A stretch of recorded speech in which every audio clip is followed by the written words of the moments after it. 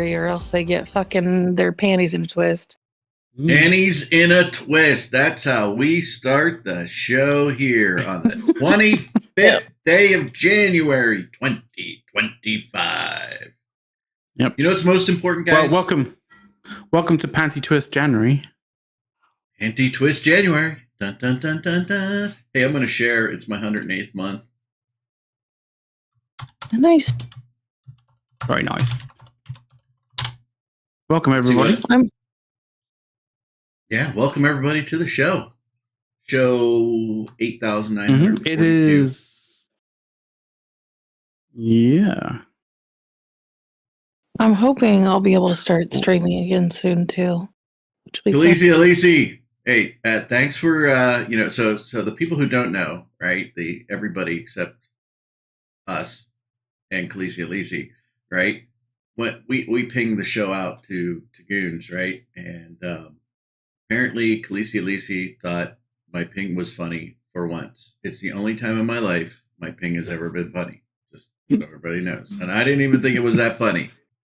But I was there thinking to myself, like, I didn't think that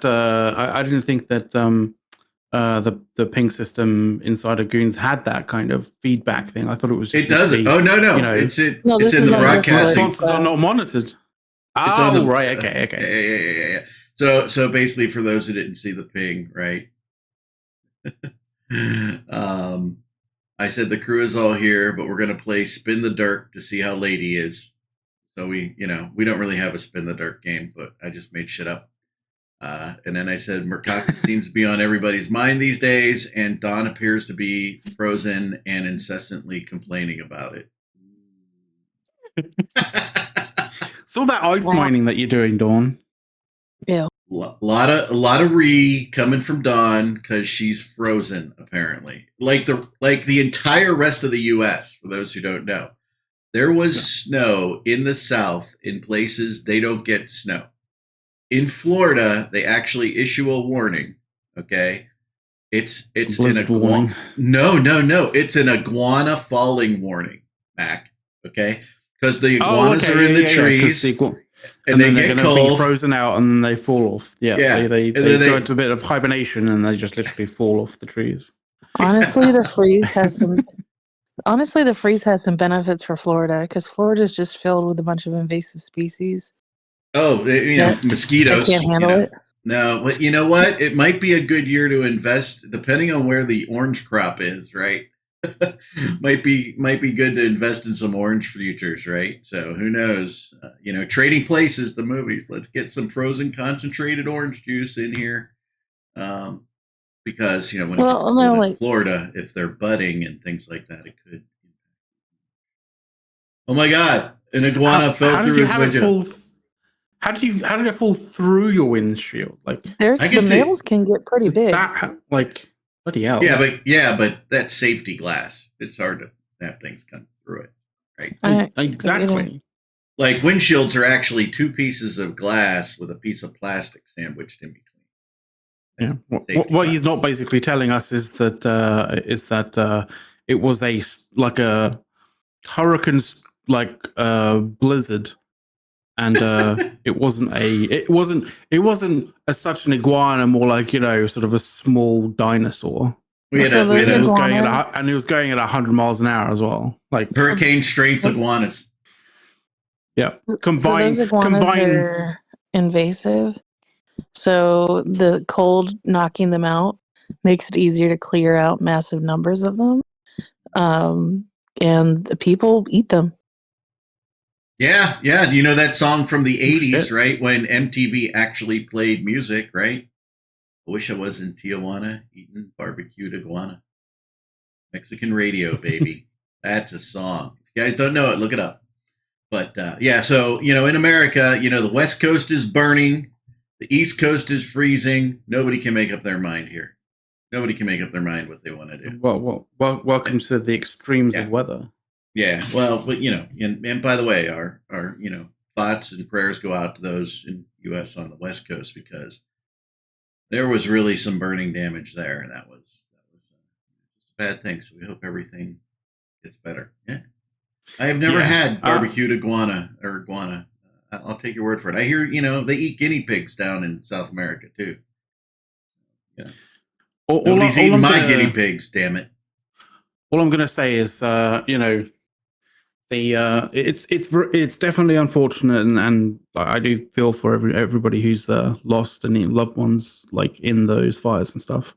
And like, normal people did also lose their houses and all of their stuff as well. So like, you also have to kind of understand that it's not just multi-millionaire kind of Hollywood elites that have lost their houses. Like it is like normal people who have lost their houses as well. But I would like to say that it's, there is that silver lining on that massive, fucking firestorm cloud. And that is, there's gonna be a lot of Hollywood elite types that haven't really been in films that suddenly feel the urge to get some money. So we'll probably find that there's like, people who haven't seen in films for fucking ages suddenly appearing on films again because they need some fucking money. Yeah, and to elaborate on that just a little bit, Mac, if you'll let me. Yeah. So one of my college fraternity brothers who became a member of the SWAT team. Okay, so for those who don't know what SWAT team is, that's kind of the elite cops, local police, right? In my area, and actually was awarded the Medal for Courage Under Fire when he in Pittsburgh. There was a guy that kind of shut up a temple, a Jewish temple, right? And he was one of the SWAT guys that went in and went after him. So he retired, moved out to Palisades in the West Coast, and he wasn't living in a multi-million-dollar house, right? But he was living in something, and they lost everything. Everything burned down. He just retired like last year and just moved out there. So we did do a GoFundMe for him. Last time I saw it was about $50,000 or something like that. Oh, that will definitely help. Yeah. Oh yeah, yeah. And in fact, just remembering that, I got to remember I got to go donate to it. So, but all our buddies were doing it and stuff like that. So yeah, I mean, like you said, regular, everyday people, just retired, wanted to live in a beautiful weather area, the West Coast. I mean, Hollywood and LA area. I mean, a lot of traffic, a lot of pain in the ass, but weather itself is truly beautiful. Yeah. They'll figure out what they need to do to take care of that stuff in the future. I don't want to delve into it. Just, hopefully everything will work out for the better in the end.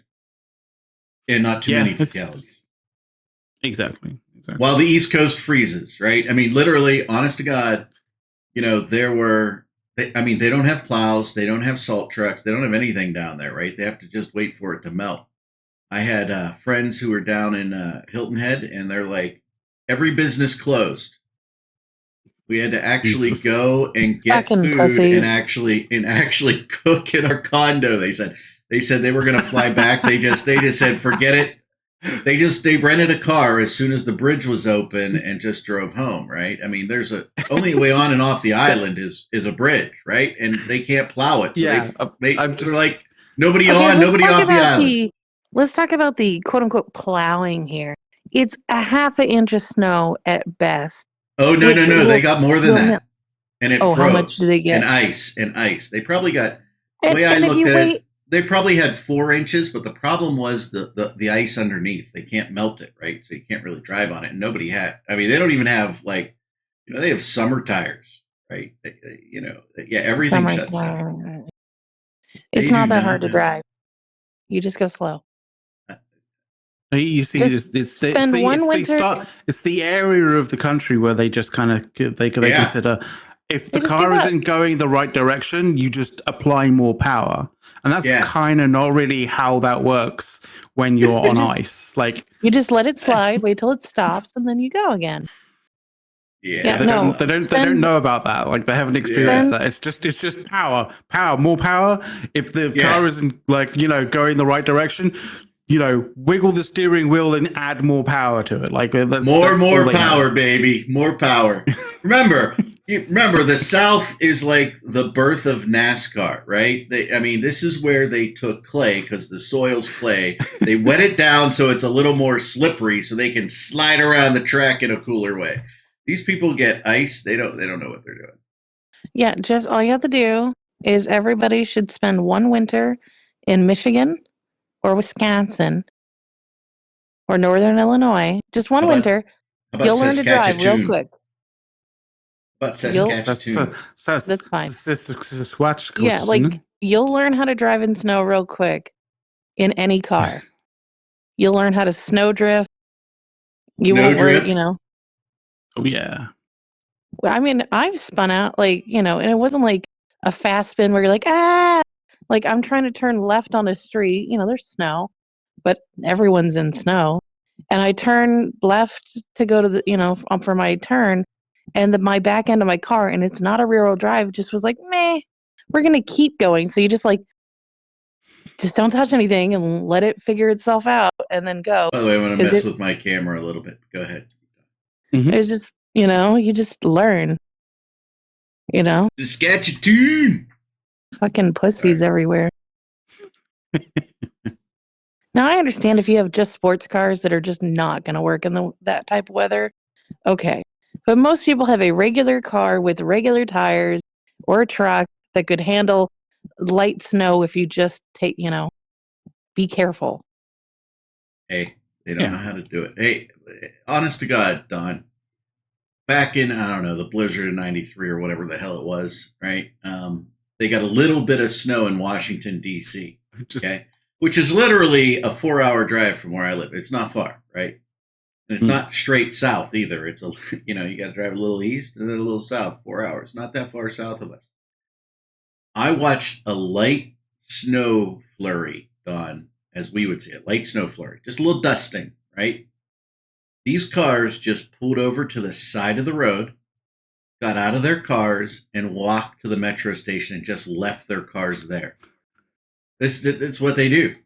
It's crazy. Down in the south, man. You go south of that Mason-Dixon line and you're not in the mountains anymore. These people don't. I mean, by the way, I love Southerners because I love the South, guys. Don't get me wrong here, okay? But, these two had to put up with me in Discord asking Scythe, if he was dead yet. I didn't know if he froze. I don't even know if he has a heater in his house. He's down in North Carolina. And I had to check in on him. Did he leave his dog out too long? Did he know to put sandwich bags on his dog's paws so it doesn't freeze? I don't know. I don't know what this guy knows. He's from the South. I love him, but we had to check in on him, making sure he didn't die. Did I not do that? I did. Are you dead yet? You definitely did do that. You definitely did do that. I was there I was there thinking to myself when I was sort of seeing the conversation, kind of going, yeah, there's an overabundance of concern going on. What's with that? By the way, and Mac, right now, no. I could just text him on my phone. It's not like I don't have his actual phone number, right? No, I just do it in Discord. Yeah. Fuck it. Yeah, why not? I mean, by the way, the big thing is when you're going to have something like that in there, I should have told them, but when you're going to have a little snow and you can't get out and you can't drive, make sure before the snow comes, you run out and buy all the bread, all the milk, all the butter, and all the eggs. Okay. Now, granted, in the U.S., 2 dozen eggs is going to cost you 6 months' salary now, but it's milk, bread, eggs, toilet paper. Okay. I mean, you go in we're going to have a big snow, and it's all gone. Don't you people have a little bit of this at home? Jesus Christ. Yeah, I should have told them. It's funny. When it gets cold, when it's going to have snow in Indiana, it's like, okay, it's French toast time. Oh, yeah. Because you get the bread, milk, and eggs, and we're all like, why are we making French toast? It snows here. I put my swimsuit on and go out in the hot tub and watch it snow. I'd do that too if I could, if I had a hot tub. Absolutely. Well, just come on down, Don. Okay. Come hang out. I would probably feel great on my leg, honestly. Yeah, especially the jets, because they're good. And we have the special super foot jet too. I just want the warmth. I We would be keep it like, at you need to 103. That's where it's at. crank it more. It needs to be. Uh-oh. It only goes to 104. I hate to tell you. And I know that you can't go as hot as you might in a shower just because, you know, you don't want someone to fall asleep in the tub and drown. Well, you could use the shower in our house. If you can stand it, it'll go to 140. I don't think you want that. Oof, no, thank you. I don't need to be scalded. 140. Jesus. Yeah. So here's the reason. Okay. Mm-hmm. Okay. Is in a restaurant you want 140 degree temperature water, and we have a whole house, tankless water heater, so I can crank it to 140. But a lot of the dishwashers these days don't have a heating element or have a much smaller heating element than other dishwashers used to have, right? And the primary drying function in them is the heat that they absorb in the sides from the hot water. So, okay. I crank it to 140. We get really hot water in that, and then we hardly use any hot water when we need hot water, right, in the shower. So yeah, you just have to be careful. Let's talk about bad. Yeah, whirlpool. Yeah, real quick. Okay. My parents' water heater is over by the garage, which is not like in the middle of the house, but it's not. It's like off center from middle. Yeah. By the time the water from the water heater gets to the kitchen sink, which is closer towards the left bottom corner of the house, so it's probably a 20, 30, 40 feet, somewhere in there. Yeah. It's not close, but it's not like an insane amount of distance. It won't be hot. So my parents had to buy a separate second little water heater to go underneath the sink. So like my mom a little could get electric tankless. Something. Well, no, I think it's a little tank. I think it's like mini tank. It takes, because it'll get hot water eventually over there as it heats up the pipe and keeps it warm. But they have a second little water heater underneath the sink because of how far the distance is from the sink to the water heater that it just can't do it reliably. Yeah. I was like that, and this is a house, a fresh built house, like interesting. Or they built it 4 years ago, into the neighborhood. So it's like I'm sure other people have to deal with this issue. Though my parents could always just get a better water heater too, because they just get whatever the standard is for the house. Yeah, my parents' house was built in the 70s, and they don't have that issue, but they do have their water heater in the corner.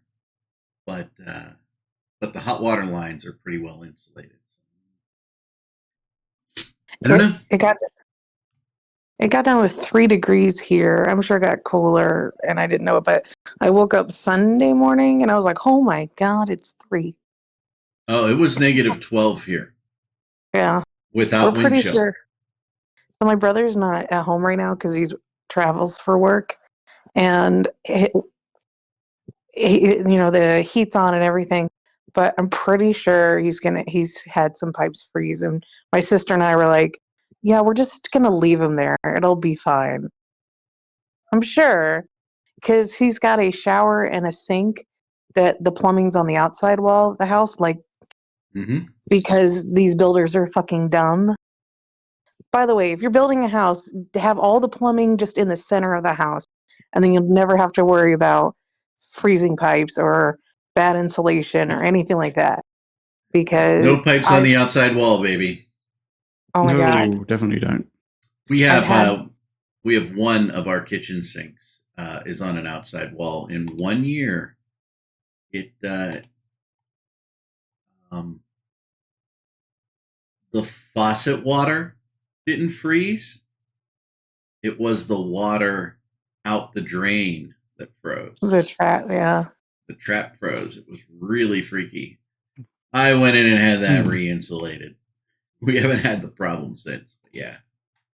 Well, crazy. I had one time when I was working, I had a customer call me, and we had just finished up their bathroom, I think.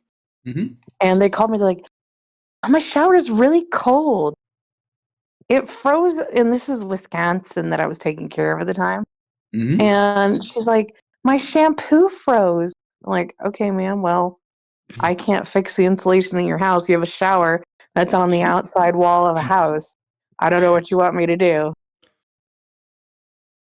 It got to negative 35 that year. I can't help you. Jeez, yeah. So the wind chill was probably like 45, maybe 50. Yeah. And they're like, but our shower's just always so cold in the winter. Yeah, And remember, that's Fahrenheit, McLeod. So, Yeah, no, I know. Yeah, but the numbers are about the same. Even if yeah, I was about to say, like, even though it's Fahrenheit, it's still pretty fucking low. Like, yeah, fucking hell, man. Yeah, so we're in the deep freeze, and hopefully we'll be warming up. I did notice. I mean, actually, I wanted to look. This was kind of weird because I just looked. So it is. We're up to 31 degrees, and there's enough sunlight earlier today that everything was melting off my solar panels.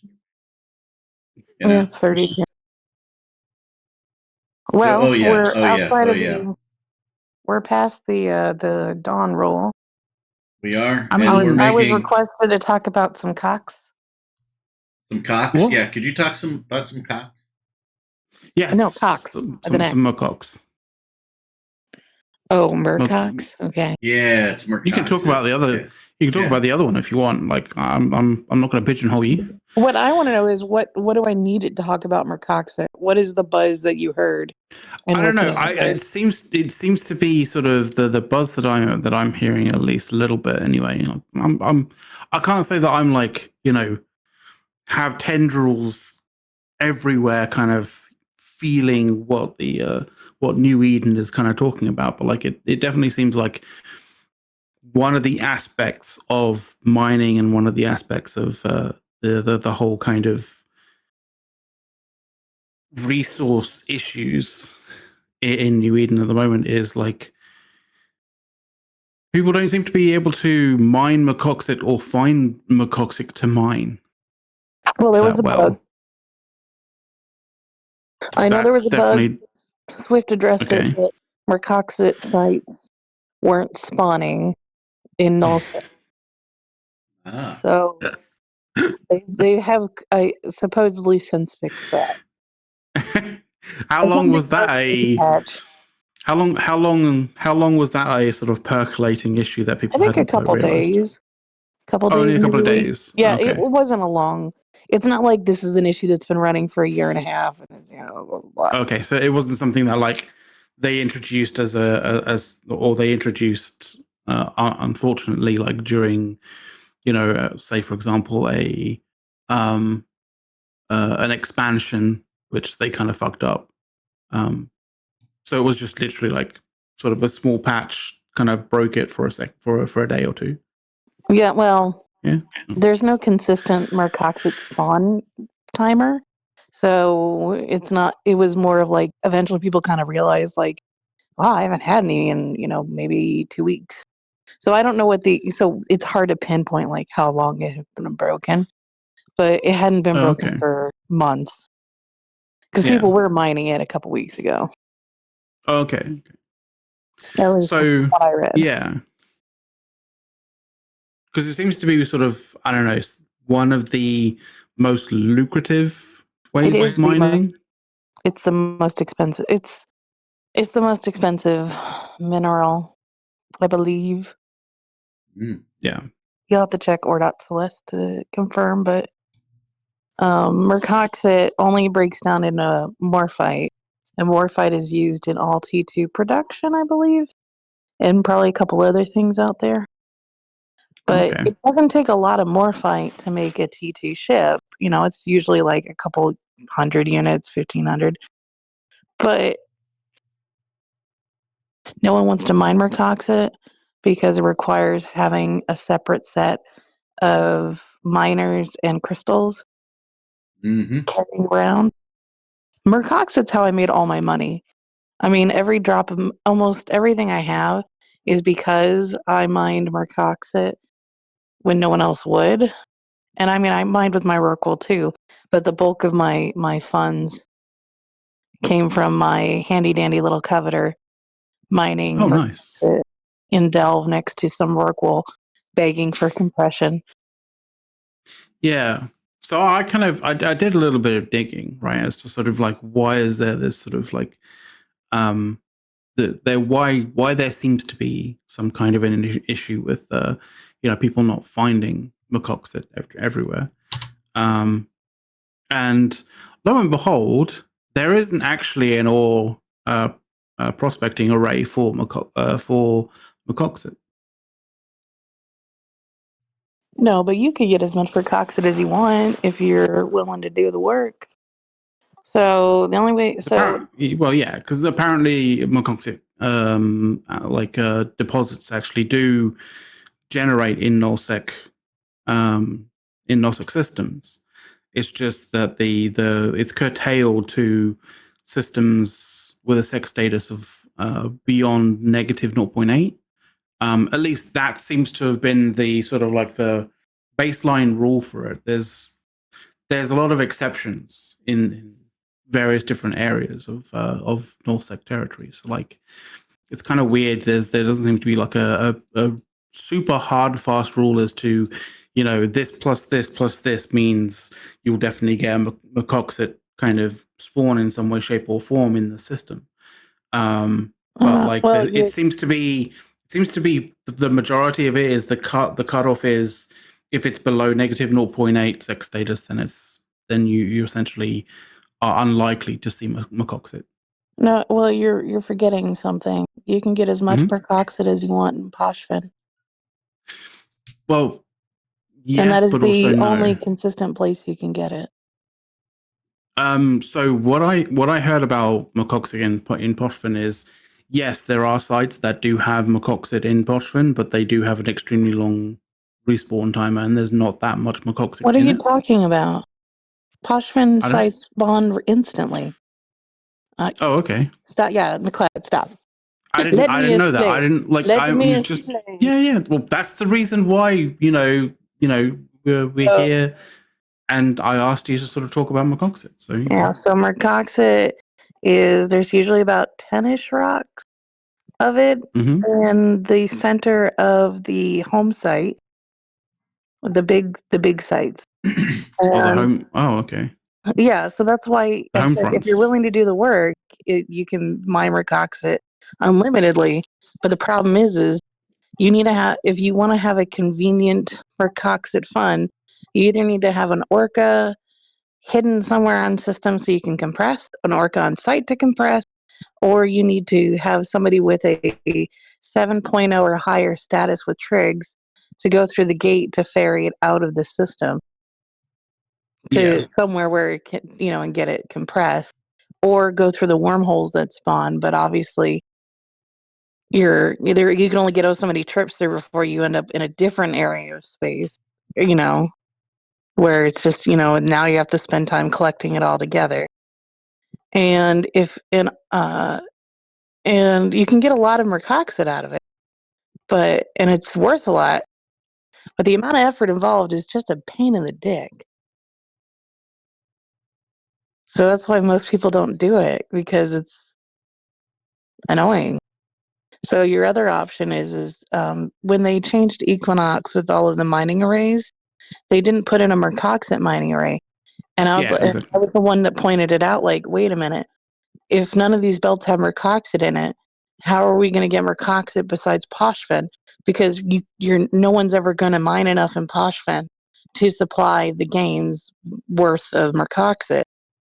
Yeah, because unless you can provide significant amounts of significant amounts of security in that kind of area, which is kind of quite difficult. And it's really more like logistical work on top of that too, of moving it all around. But I mean, not really as such. Like you just need an abundance of filaments to be able to do so. Well, yeah. So then the other option, the other way to get macoxit is there are these random little spawns that pop up. What'll say like large macoxit or medium macoxit or small macoxit deposit, but they're very inconsistent and they're not big. Like the large is a fucking joke. Yeah, I was looking at the amounts. Like the large has maybe 300,000. Yeah, it's ridiculous. Yeah, which is from what I've seen on, some calculations and stuff, it is essentially like that's one Hulk like mining for an hour and a bit, right? Something like that. It's that. And If so the then so we pointed it out, and you can tell that they went, oh, oopsies, because the next week they put out a patch saying that if you have a mining prospect array and a large one, it has a dice chance of spawning a mercoxit site in that system on top of the normal spawn. But it doesn't have a timer. It's just every time it ticks through however long this timer is, which they didn't tell us, it just says you have a random chance of these spawning. When it rolls the dice, you could get, 2 or 3 in a row, or you could get none for a while. It's very inconsistent. It's very weird. CCP really loves making things as unpredictable as they can, so that way people who game go, well, I don't want to spend 4 hours flying around finding nothing, and turn people off Yeah. from playing. Yeah. I kind of feel like the idea there, for at least from their perspective, may have been if people are more clued up as to the rarity and the value of those kind of those sorts of sites and that kind of thing, and what those sites are kind of thing, then if you're all working together and you've got more eyes into more systems, then it's likely that, like, if you do sort of find some of these sites, then you can kind of you have an impetus to actually jump onto those sites and really kind of make use of them while they're there. But whether that translates into actuality, I don't know. You know, when it comes to sort of mining, that's not like when it comes to mining as a group, as an organization, that's more of a for the org kind of scenario rather than like a for individual profit. So yeah, it's a case of are you going to be the one going through each system to spot these particular Moxy kind of deposits, just to basically say, oh, by the way, there's a Moxy deposit here, and not actually get any value from it whatsoever. I don't know. I mean, you can kind of tell if there's something in an area. So if you use the agency window, you can see what belts are in a specific system if you're like within 1 to 2, I think it's 1 to 2 jumps of the system you're in. But you can always see how many belts a system has. And every system has a Arcanor Bistot belt. So you already know if it's only got 1, then it has nothing else in it. But if it's got 2 or 3, you got a chance of there being a mercoxit site there. Just, kind of depends. Okay. So you can. But it is sporadic. Yeah. Oh, yeah. Basically, very sporadic. Consistency and reliability in this game, never. Yeah, and when the inconsistency in lack of reliability kind of is something that foundationally is a thing that underpins all of the Tech 2, like ecosystem, the Tech 2 kind of items in the game. I find that kind of a bit awkward. the sites still need to be, all the new sites still need to be larger, because I can't go in. Like, I want to have a group activity, site, right? But I can't. I've tried in to do, one of the new sites, and we clean it out in like 45 minutes. We had about, I think, at the end, because I would say the average was about 30 to 40 characters mining, but I think we ended at like 50 to 60. And I kept telling people, like, there's almost nothing here. Don't bother coming. Like, no, I'll come out. Like, you are not listening to me. So, like, I can't ping out, hey, I'm going to mine this site, because if I get too many people, well, there goes any joy of mining. Because I can't sit there for a while just enjoying myself.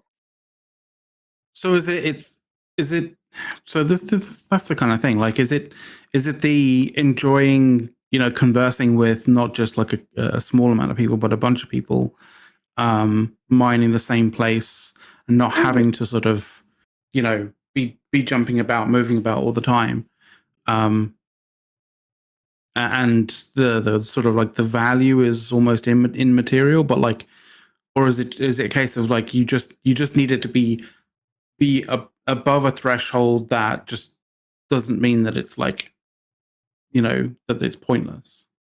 I mean, like, it's such a delicate balance, because like each site's only a couple $100 million in value each.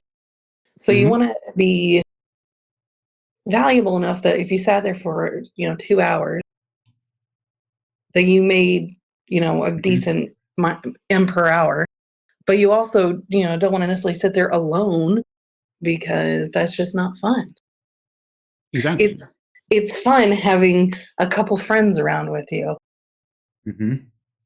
Yeah, because that's how I kind of saw, the proper miners who enjoy mining don't really kind of do it in terms of like they love the mechanics in the game of how mining happens. Like I very much get the impression that miners enjoy mining because it's just an excuse to sort of, an excuse to basically be sociable with a bunch of people, whilst also, filling their wallet up, even if it's like, slowly.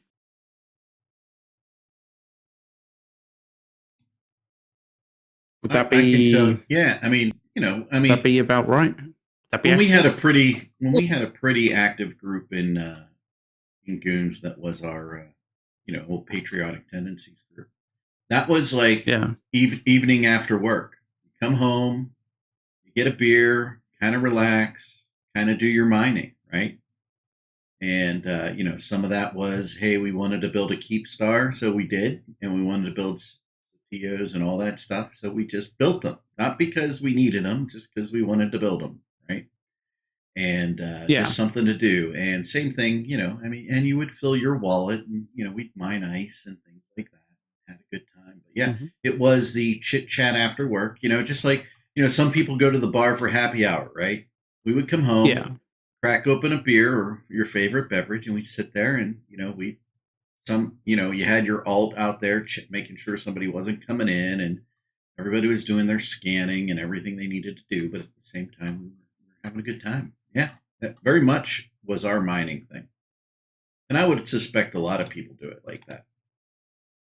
I mean, I would imagine so. Like, there are obviously those people who are like hardcore miners who have like 10, 20 accounts. They run like a small kind of fleet of hulks and that kind of thing, right? But even so, I they're the kind of people who will be first in, like to a site, like to starting up that kind of thing, and hoping and waiting for people to come and join them and start to socialize and all that kind of stuff, right? So fair enough, they're a little bit more hardcore, they have a little bit more kind of stuff invested in it, but like you still need those sorts of people to kind of really start to get the kind of the culture and the party started in that regard, right? Oh yeah, don't get it wrong. I mean, we each had 4 or 5 alts that we were running, and we would, if there was a wormhole, we'd have somebody on a wormhole, right? Somebody out in the other systems at the gates, seeing where people were going, right, and what was going on. Yeah, but yeah, we'd probably be running 4, 5, 6 alts each, and we would be mining the hell out of everything in our system. We kind of set up in, but yeah, I mean, but it was very much the relax after work, have a good time thing. Yeah. So I got distracted now because you said wormhole, which made me think of gankers, and we've had a couple Rorquals die, And if you notice, I believe on each one of them is the reason why they died is because of the breacher pods. Yeah, because they damage through the panic. Which it shouldn't work like that. The panic literally says you have 100% resist. Yeah, but I know that the panic literally says it has 100% resist, but the breacher pods were said specifically that they will damage things through panic. Yeah, but they shouldn't, and that's CCP lying. But that's not that's not CCP lying again. Sorry. That's CCP that's CCP just basically overruling themselves. Yes, it's so fucking stupid. Because, like, apparently, if there's one of those ships that shoots a breacher pod, you just need to panic immediately. Because you can't start the panic at low shield because of the amount of damage it's doing. You can out-rep, technically, the damage amount, but it's still going to keep bleeding into armor and structure. And it's based on, I believe, your total EHP. Yeah. Well, it depends. So if your total EHP is beyond a certain point, then it goes to percentage. There's a sort of like it's weird. There's a sort of cutoff period when it's like it's either a percentage of your total EHP or the amount of damage that like it's been specified in the actual with the actual the pods, I think, right? 1,000 DPS is the max cap, but I don't know.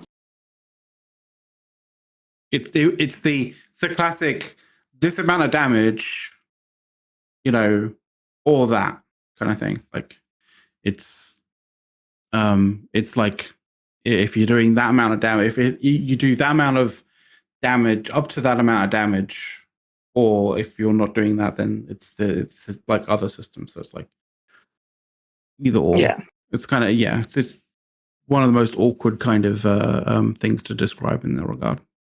I'd need to basically look back into it over a little while. They just keep adding things that make your Rorqual almost useless for self-defense. And I know that the hunter's like, yeah, we can finally take down Rorquals. Or how about you just catch all the little barges and just kill all those instead? No, they need the big whale kill. Like, that's what they want. But the thing is, like, I don't know if it's the same in other organizations and stuff, but like, when we would go like whaling as such against Rorquals, the majority of the time when we were actually going whaling is not about actually killing the Rorquals. It's about like getting the response the response fleet to actually fight. The fact that like if we didn't have a response fleet, the keeping the Rorqual locked down and actually killing it was kind of like a consolation prize, really, if anything.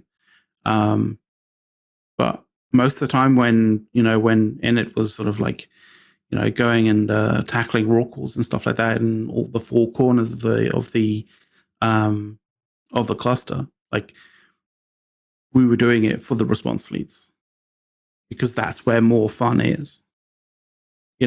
Bashing a Rorqual that has literally no chance is no fun. There's no actual entertainment in that.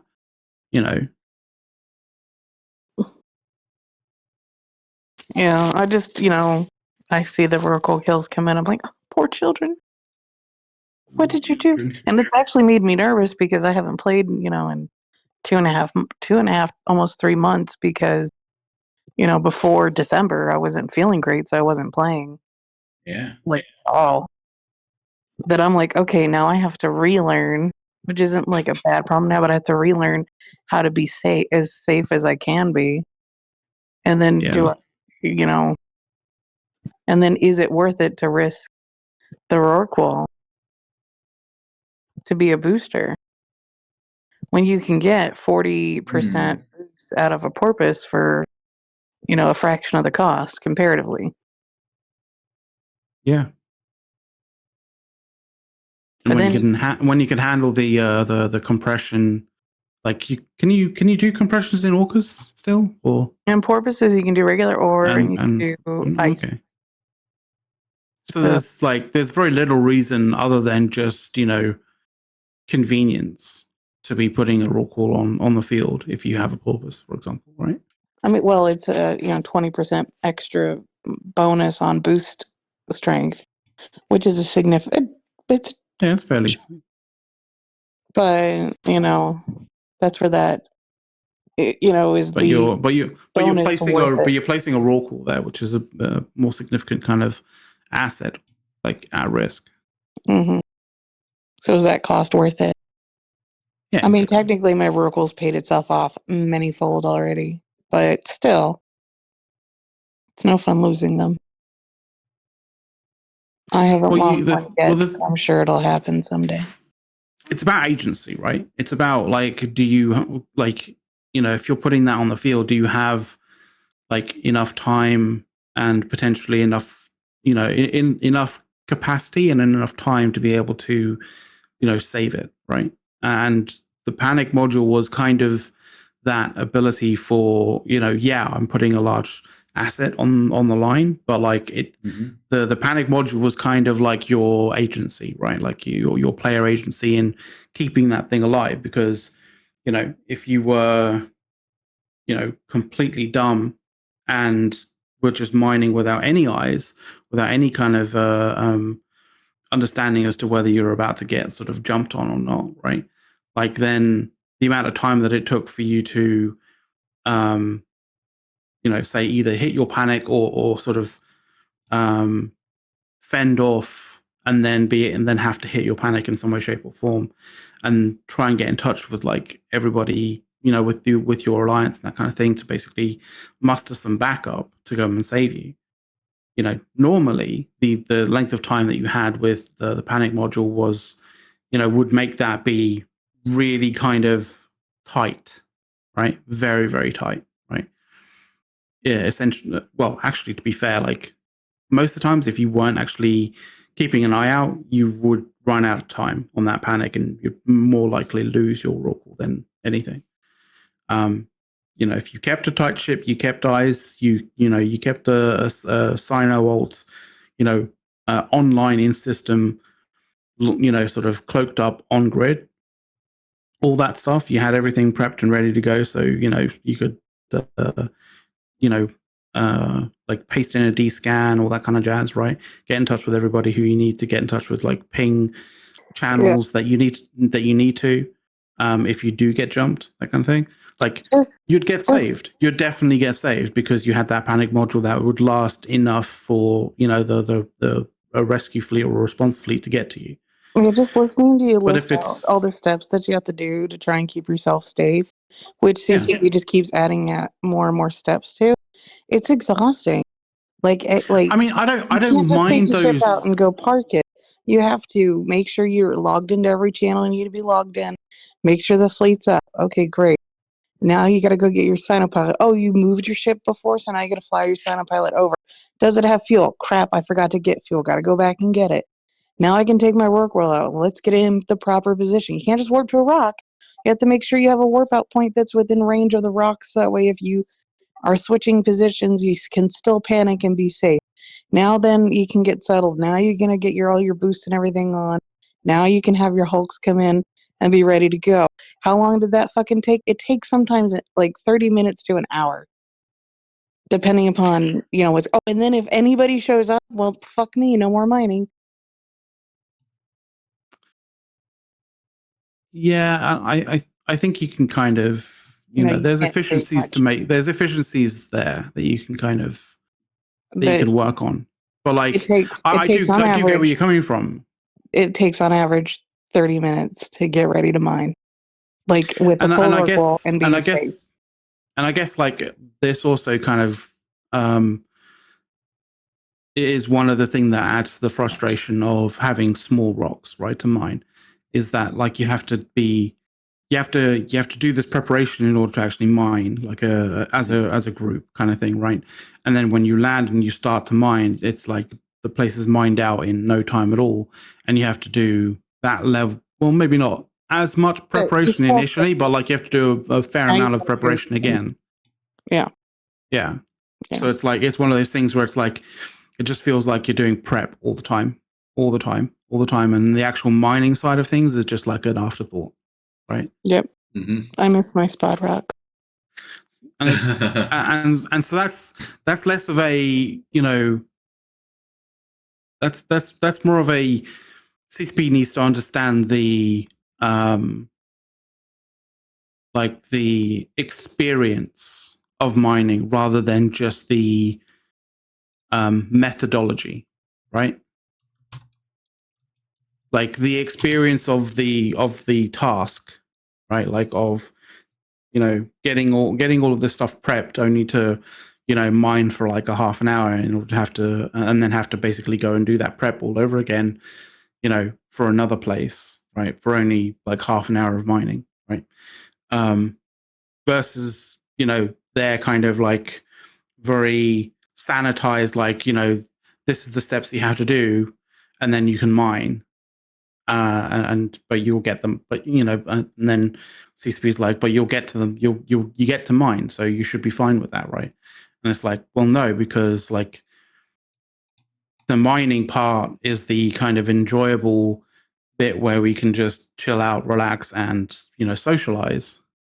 Whereas like all of the prep stuff is all of the busy work that I have to kind of do that like kind of pulls me away from the whole socializing thing, right? Like, am I kind of getting that correct? Yeah. Cool. Yep. All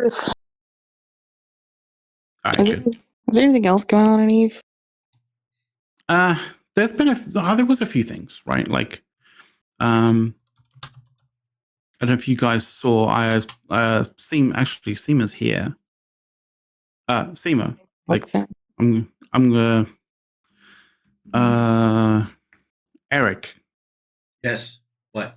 Did you see that Twitch clip that I posted in Starfighter? Yeah, but I didn't want to play it because I didn't want to hear it. I mean, I guess can you hear it? Is it playable on the screen? Let me see if I can set it up. The challenge I got here is I have I upgraded OBS to 30.2.2, and it's like all new layout, and I'm like, didn't have enough time to set everything up. Right, okay. In that case, don't worry about it. I will just link. I'll just. Yeah, link it. I haven't watched it because it was link right it at in the beginning chat of the show. Okay. I'll just chuck it into chat. Okay. Seema knows what I'm about to like put in there. So apparently it was Goon Vegas recently. Yeah, apparently, yeah. Well, was it Goon Vegas? Was this the 20th when they went to, instead of DC, they went to Vegas because they didn't want to deal with think all so. last week. Yeah, last week. The 20th. Yeah. So it's not really. It wasn't really Goon Vegas. It was the typical DC meetup, I think. Yeah, and because they just went to Vegas instead. Well, it's because the 20th is January 20th every 4 years is Inauguration Day. I mean, hotels go to like 7,000, 8,000, 10,000, sometimes even higher. Oh yeah, no, you don't want to be dealing with that in DC. Jesus Christ. Yeah, and it was also really fucking cold this year. So yeah, it was cold. I was supposed to be in Vegas, but alas, my leg and my stomach decided that was not going to happen. But I would have just wanted a scooter, and people were like, "Why aren't you here?" I'm like, the only thing I could do would be in a scooter, being angry that I can't really drink because being on blood thinners, it's not recommended, and I was still on my antibiotic. What? I fucking drink all the time. Yeah, I looked it up. It says when you're on Eliquis, you're not recommended to drink because alcohol thins your blood on top of the blood thinner. Well, don't drink insanely. But yeah. Well, yes, but what's the point of one drink? Oh, well, we need to talk. You can drink. Okay. Yeah, I know, but I was also on antibiotics too, so I didn't want to, interfere with their job. Yeah. I'm sure it would have been fine. Although the last time I was at the bar and I was drinking, true story, we have there's something in the bar where I go. They have eating vents and they're nicely encapsulated in very nice wood and stuff. But there was one sharp corner and we were rearranging furniture and I hit my leg on it and I'm like, oh, I'm bleeding. I'm gonna die. I'm gonna bleed out. Yeah, it was funny. So yeah, I did bleed a lot, but you bleed a lot no matter what when you're on blood thinners. So, Yeah, I know. Just have to carry around a variety of different sizes of corks. Yeah. Just to like. I mean, it's not, Is that what you call a tampon, McLeod? I meant literally like corks, like bottle stoppers, like made of cork. The only thing not tampons. The only thing that, I just think of like getting a bloody nose, and that's recommended for stuffing it up there if need be. Because that's the only thing I'm worried about is with the dry air with my nose. I could get a nosebleed and then it'd bleed like crazy because they already bleed like crazy. So having even more sounds like so much fun. So I've been avoid scratching my nose as much as I can. I've never been one to get nosebleeds, to be fair. I don't know. You normally get a lot of them, but sometimes in certain seasons I'll get maybe 2 or 3 in a row. Jesus. Hey, you know what? If you got a dry, itchy nose, I've gotten a nosebleed where I literally just rubbed my finger along my nose. That's it. And I looked at my and then I looked at my finger and it's just a streak of red. I'm like, oh, okay. So I think I could count the number of times I've had a bleeding nose, like outside of scuffles and stuff and that kind of thing, like on one hand, like throughout my lifetime. Hey, you know what they say. This is like, by the way, this isn't a brag. I'm not trying to brag in any way, shape, or form. I'm just like curious because it's like it sounds like people have, it sounds like people have like bleeding noses, like randomly, that kind of thing, like quite often. There must be some sort of there must be a like a biological region. There must be kind of some sort of thing. All I'm gonna say is just words to live by, and we're in ad break, so only limited people get to hear this and see this, right? Okay. You can pick your friends, you can pick your nose, but you can't pick your friends unless you're really good friends, or you tie them down. No. All right, well, my meeting's starting, so I'm going to leave you guys. Meeting time? Is it a meeting? Yeah, is it time to play Spin the Dirk? Where the fuck is Dirk? That asshole. I told you he's going to leave us high and dry. I told you, dude. I told you. Yeah. I mean. By the way, let's go as we say goodbye to Dawn, right? Mm-hmm. We go, where is it? You asked me how my PC was, oh yes. So at 7:41 a.m. Eastern Time, U.S.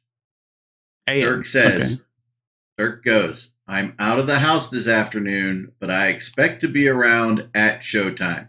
To which McLeod gives him the big thumbs up, right? Big thumbs up. So then we come down. At 12:04 p.m. Eastern Time, U.S. Dirk goes, bumped into an old friend. We're grabbing a drink. Just one. Not multiple drinks, just one. He must be on blood thinners. Only one drink. He's okay. Okay. I'll be a bit delayed. What did I say? What did I say right after that? Translation. Blowing us off. Right? Yeah. So, and McLeod said he's going to show up in the last 20 minutes of the show. That's what we're playing. We need a graphic. Spin the Dirk. And we'll put some things up, and it'll be what Dirk is gonna do, right? We'll end up. It's gonna end up in a situation where we have like a fucking fuck. What is it called?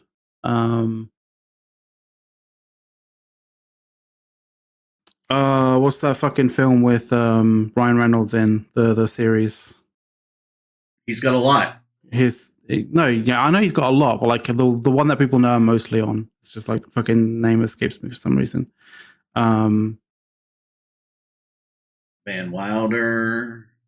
No, the fucking series, like the comic series, like the comic book kind of Marvel series thing. Oh, Deadpool. Deadpool, yeah, like a Deadpool, right? But instead of like instead of like people pooling money as to and like betting as to who's gonna fucking die, it'll be a pooling and betting on like when the fuck Dirk actually will appear. So it'll be a Dirk pool essentially, I guess. Dirk pool. We'll work on that. We'll work on that graphic for folks. Next thing. By the way, Van Wilder, if you haven't seen it, excellent freaking movie.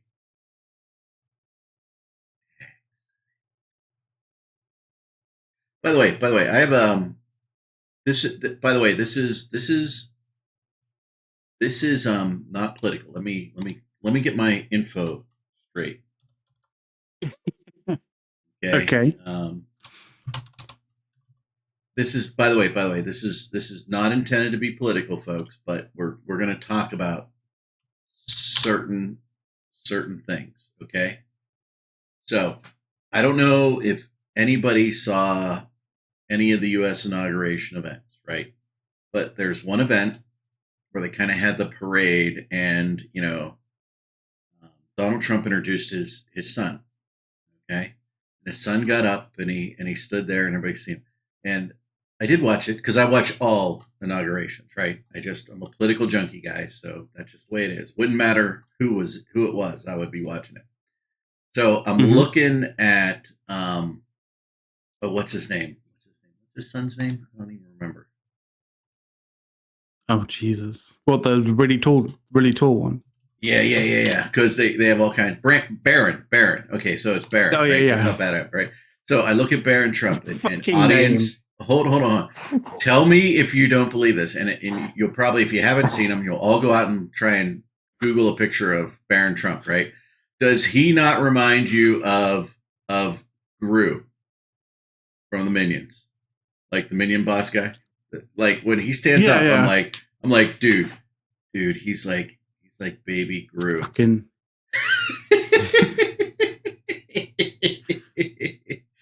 By the way, I think everybody in the political arena is when I hear his name, when I hear his name, like I half expect Von to be the next like word after like Baron Von Trump or something like that. That's what I expect.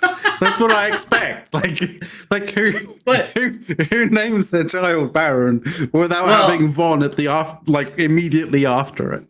My wife was going like, I forget some movie star and what their kid's name was. Even look at Elon Musk. He named his one kid X, right? I mean, imagine that kid. By the way, people who can't sign their signature in the U.S., right? They could go and they could make their X, and it was a legal thing back in the day, right?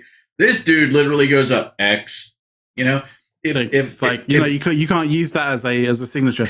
It's literally my fucking name. Like, no, you can. You can make your X, right? Making your X is when people couldn't write or did not. I mean, that was a thing. It was legal. It was okay. But this dude comes in. Can you imagine if he ever becomes president and he has to like sign off on bills? He's like X. Yeah, it's a law called making your mark. So long as the mark was witnessed by someone, that counts as a signature. The mark can be anything, by the way. It doesn't have to be an X. It's fun. Oh, okay. I've had someone sign loan documents when I worked for a bank with interesting design. Interesting design. And I don't want to be monetized. It's nice that you survived. Nice you survived, and I'm sorry that I survived what? The 1 inch of snow that my dog tried to eat all of and looks like a crack addict coming into the house. This dog comes in with just snow covering only her little mustache, and I'm like, "You're a little cokehead." By the way, this is cool. By the way, for everybody, Scythe dog is a cool little dog. He's pretty cool. She barks at people if they don't pet her. That's the only time she barks. She's not getting attention. And for those who don't know, Scythe is you're still in the first year of marriage, the honeymoon year. Yeah, right? we're like a month and a half away from being married for a whole year. Wow, that's a long. Wow. So no, it's been almost a year.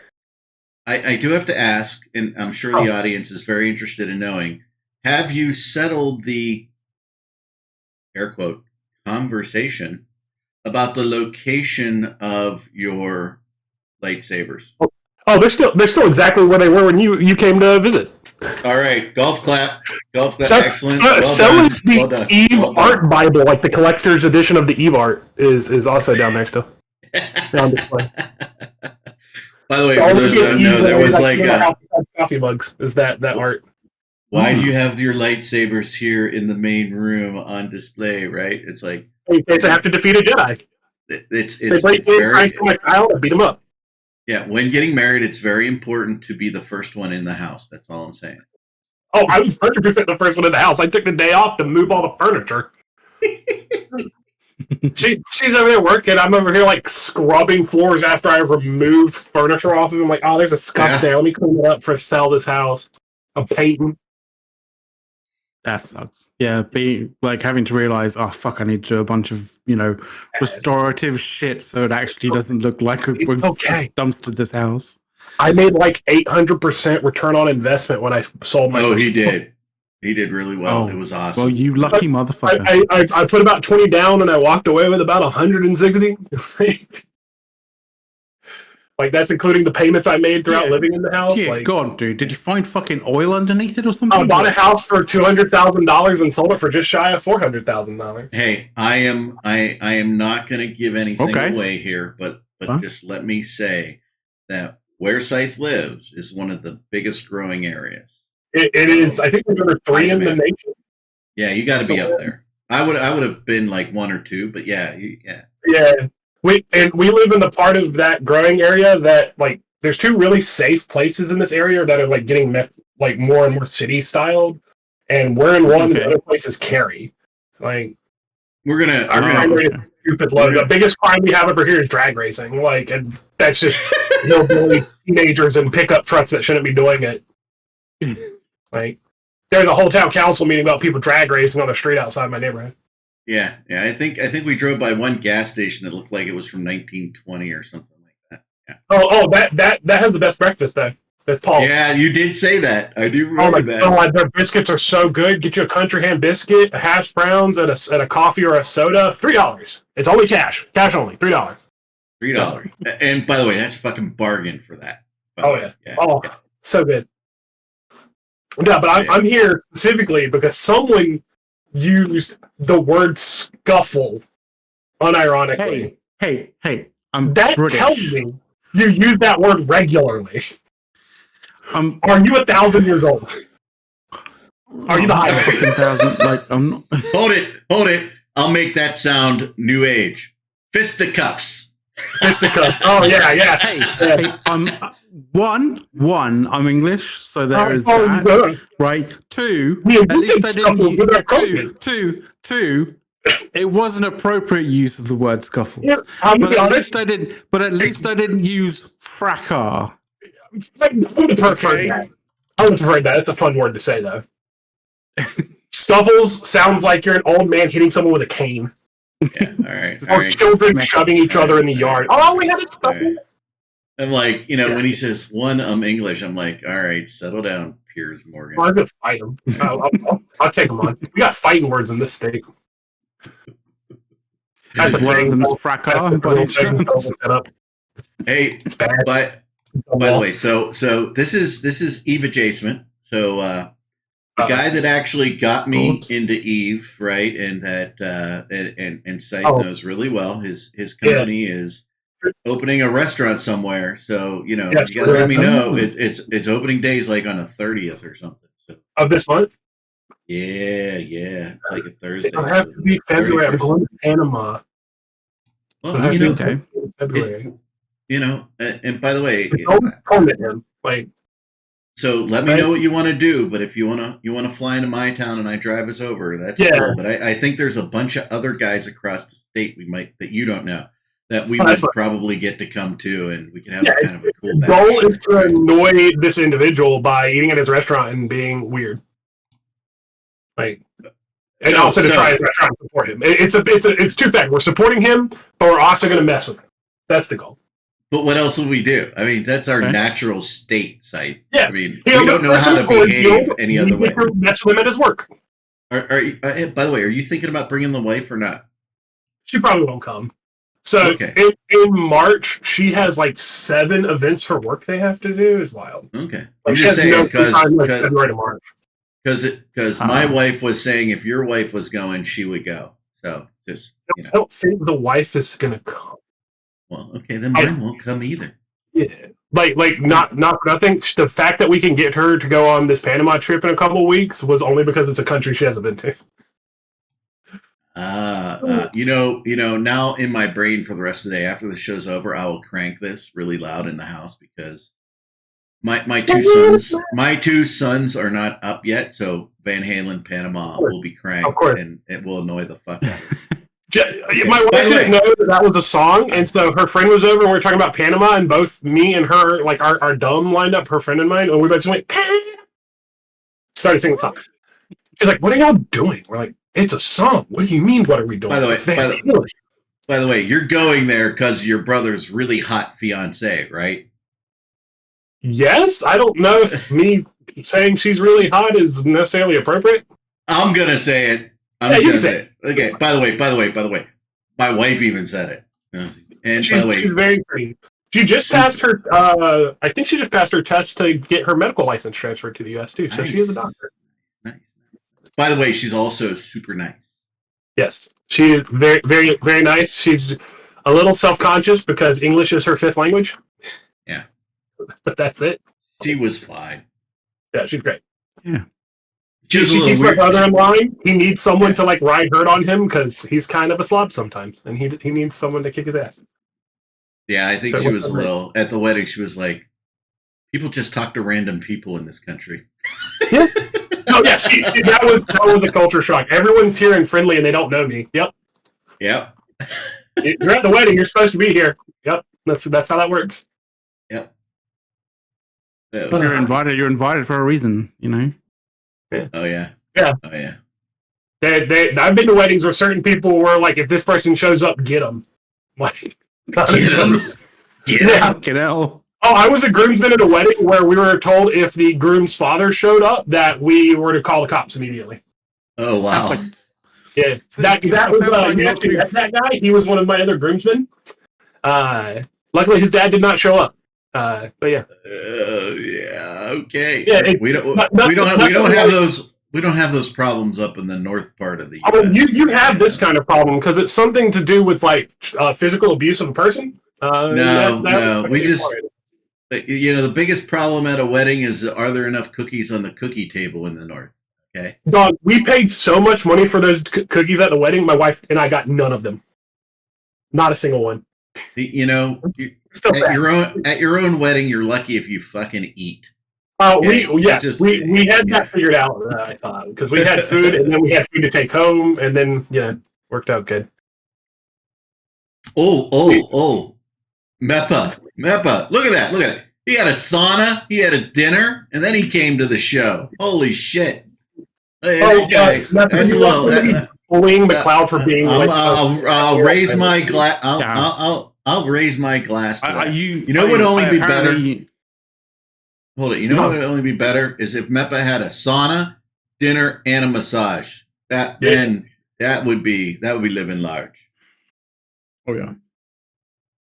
I'm just saying. Okay, sorry. Go ahead. Keep talking. What are we talking? Yeah. So I was just going to say that, like, Scythe's here because I triggered him. You forgot what Deadpool was. All right. That's where it got really offensive. That was just a fucking momentary lapse, man. Like I fucking love. I love the dude, and fucking, Deadpool is just one of those sorts of things, and it just fucking went out of my head when I was about to fucking, when I needed it. You got camera brain, you just don't work anymore. Yeah. It's just what, you know, sometimes happens. Mappa Jesus. It's so right in chat. Oh man. Yeah, I just want to quickly come back to the kind of fucking 10th anniversary book that SEMA was able to sort out for Merkelchen, because like fucking that was some good shit there, SEMA. And if you guys haven't seen that or want to sort of check that out, in particular, the just grab the fucking URL for that. It is there. There you go. Fucking funny. Well played, SEMA. And yeah, that was the DC meet that ended up actually being in Vegas. So, you know, which happened like a week ago.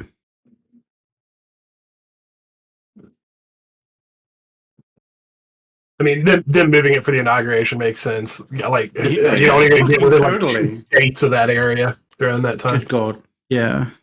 Like, you don't want to be paying. You don't want to be paying those prices. Fucking hell, no. I think they should have made people stand out in the cold. It's more fun that way.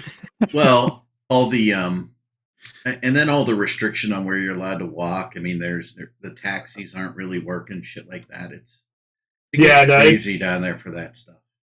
Oh yeah, no, it 100% makes sense that other people don't want to be there, but I still think they should have done it outside. Don't be cowards. Pneumonia is only a problem if you suck. So the question then becomes: would Federman have actually still worn shorts? Absolutely. Okay. Yeah. Hold it. That's the funniest thing of the whole fucking law. Hold on. What the fuck?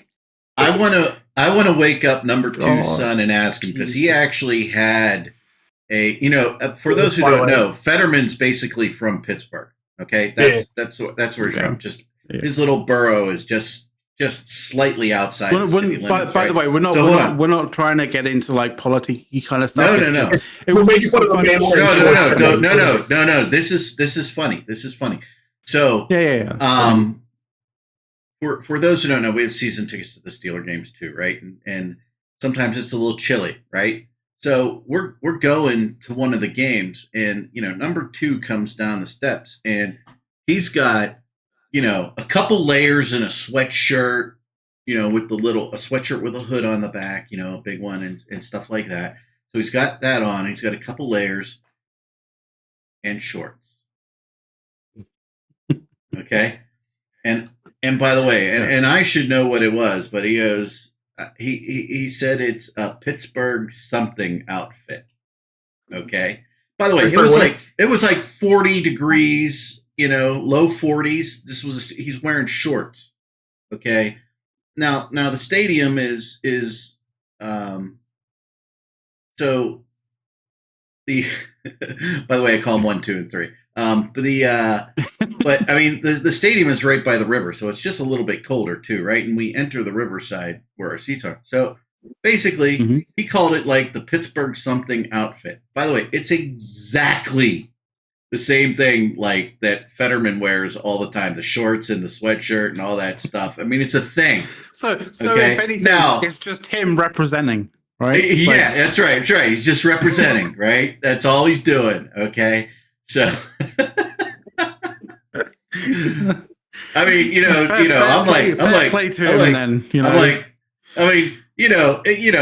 if you've ever seen his wife, it's like Beauty and the Beast, right? Like Fetterman's like fucking Lurch. Like, I say like Baron Trump looks like Gru, which he does. And I looked that up. Oh my God.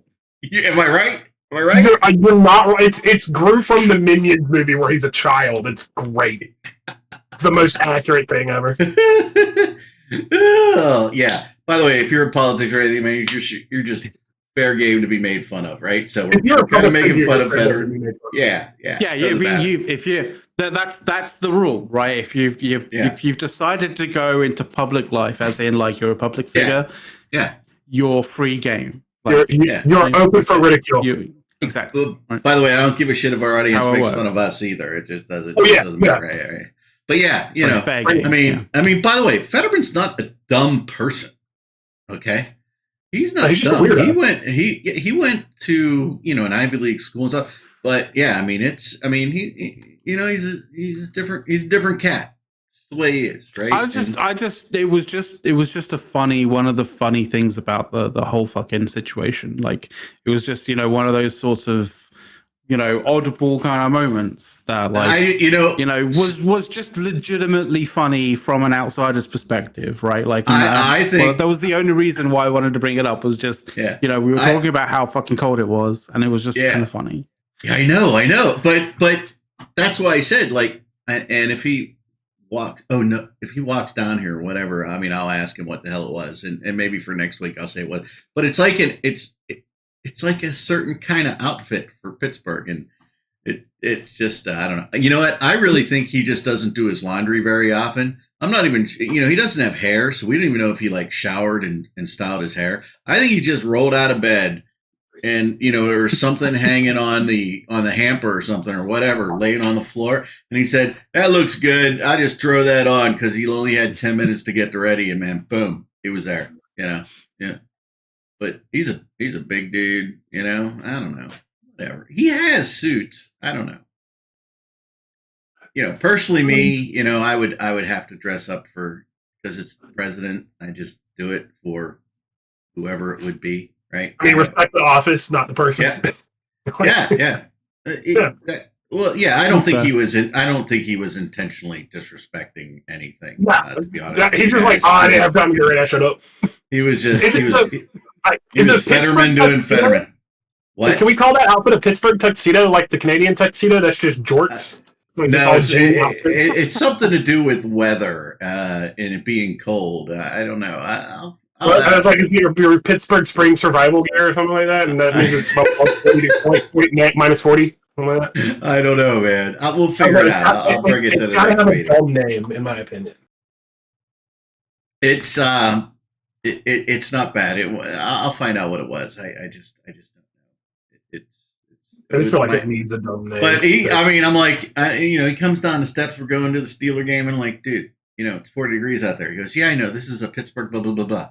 I'm like, okay, I can't argue with that, right? He goes, I'm keeping my core warm. He's like, I'm keeping my, you know, you keep your core warm, you know, but you got shorts. I mean, they're the long shorts. Technically wrong, but he's not necessarily the most right he could be in that situation. Well, in our seats, we can go inside too, where it's kind of warm, and there's like a 4,000-inch TV or whatever the fuck. There's a couple of those in there, and there's a bar and all this shit, right? But yeah. So if you really get cold, you can go inside, but we don't really go inside. That's for cowards. I mean, you know, if it was really cold, yeah. I mean, like, I didn't go to the Christmas game, but yeah, Christmas Day game, it was gonna be too cold. I mean, I don't have time anymore. I had 7 Christmases this year. Like, I was dying. Not even a joke. Literally 7 Christmases. There's the whole thing. 7. We made it to everyone's house. We may not do that again, but we did it this year.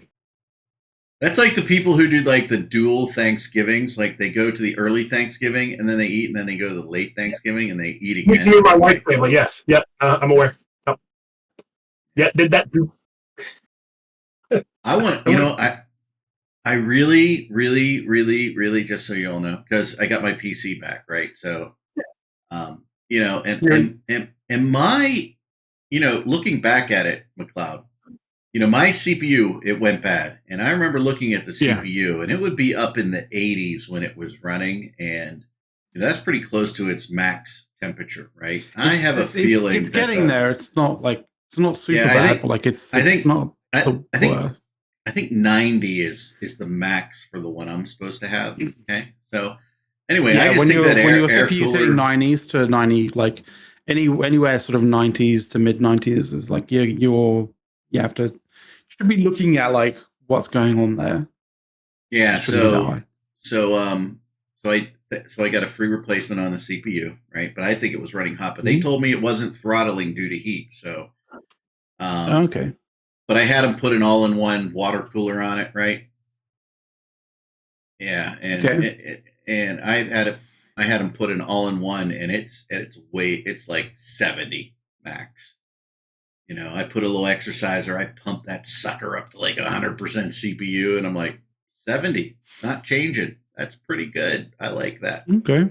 Yeah. So yeah, Definitely. and then but what I haven't figured out. So my video card has really cool LED lights on them. Which I didn't know I was going to get. I really haven't paid attention to which brand. I have to go look at it. I'm going to go look at it, right? Which brand? Because I want to be I don't know how to control those LED lights, but they're really cool. Hopefully it's Corsair. There should be like sweet to use. Theirs is easy. Yeah. There'll be software that allows. Yeah, I gotta see which one, because my IQ software isn't controlling it or seeing it. So yeah. No, I do want to get one of those all-in-one water cool for my CPU. Just a bunch of money. You just have to make sure. You just have to make sure that you, when you're actually putting it, like when you're placing it in the case, that you place it in the right kind of way.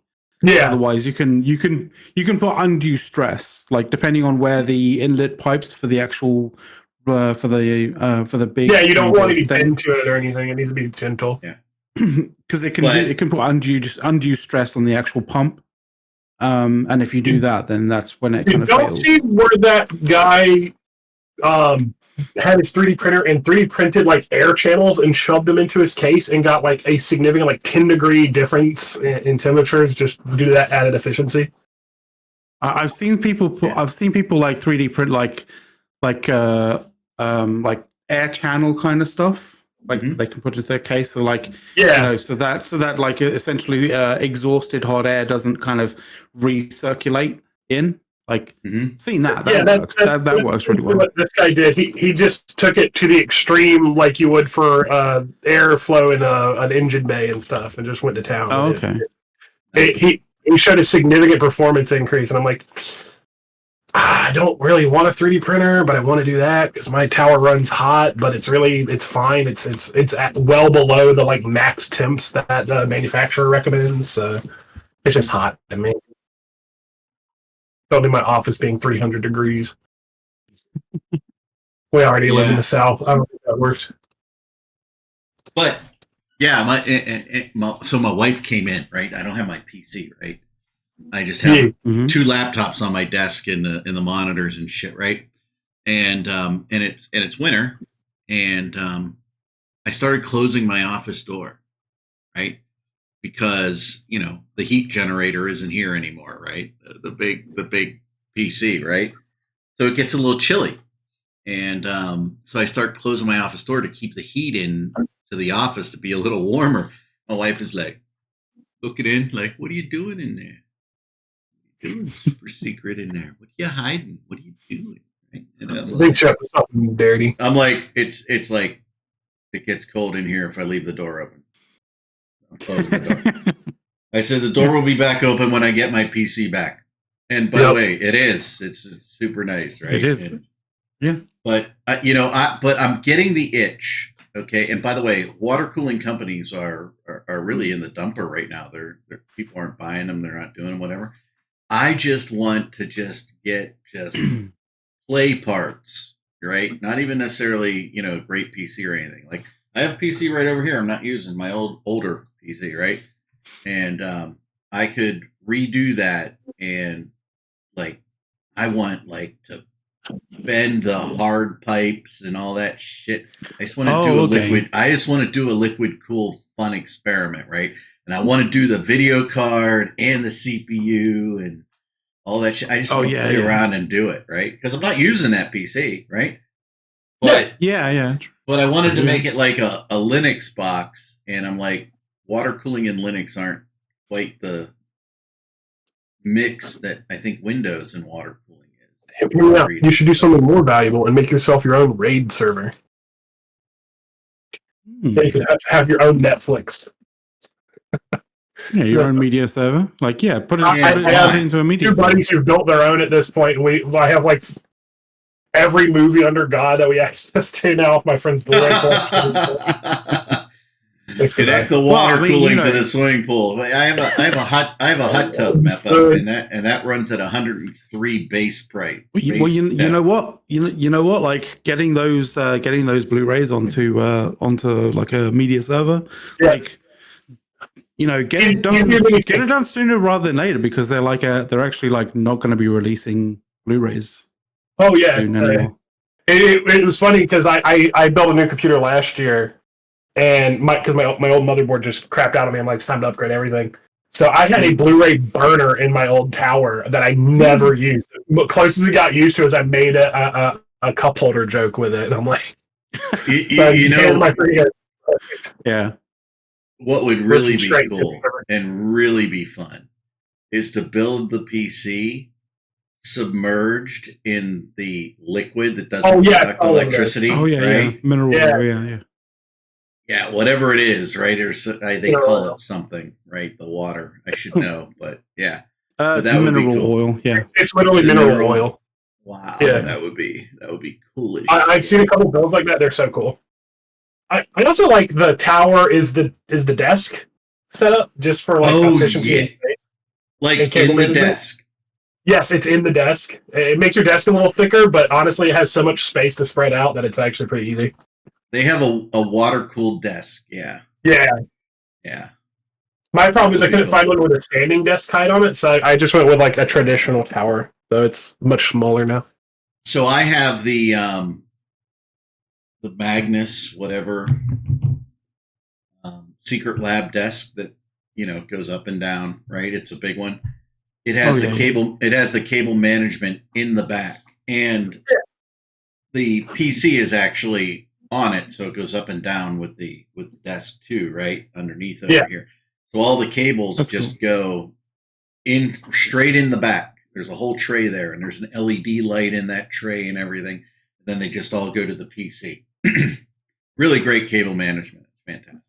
My buddy bought this like little horseshoe looking thing that you mount to the underside of your desk. You just slide the tower into, and I need to get one of those. But I'd have to redo how I've attached the desk surface to the legs here.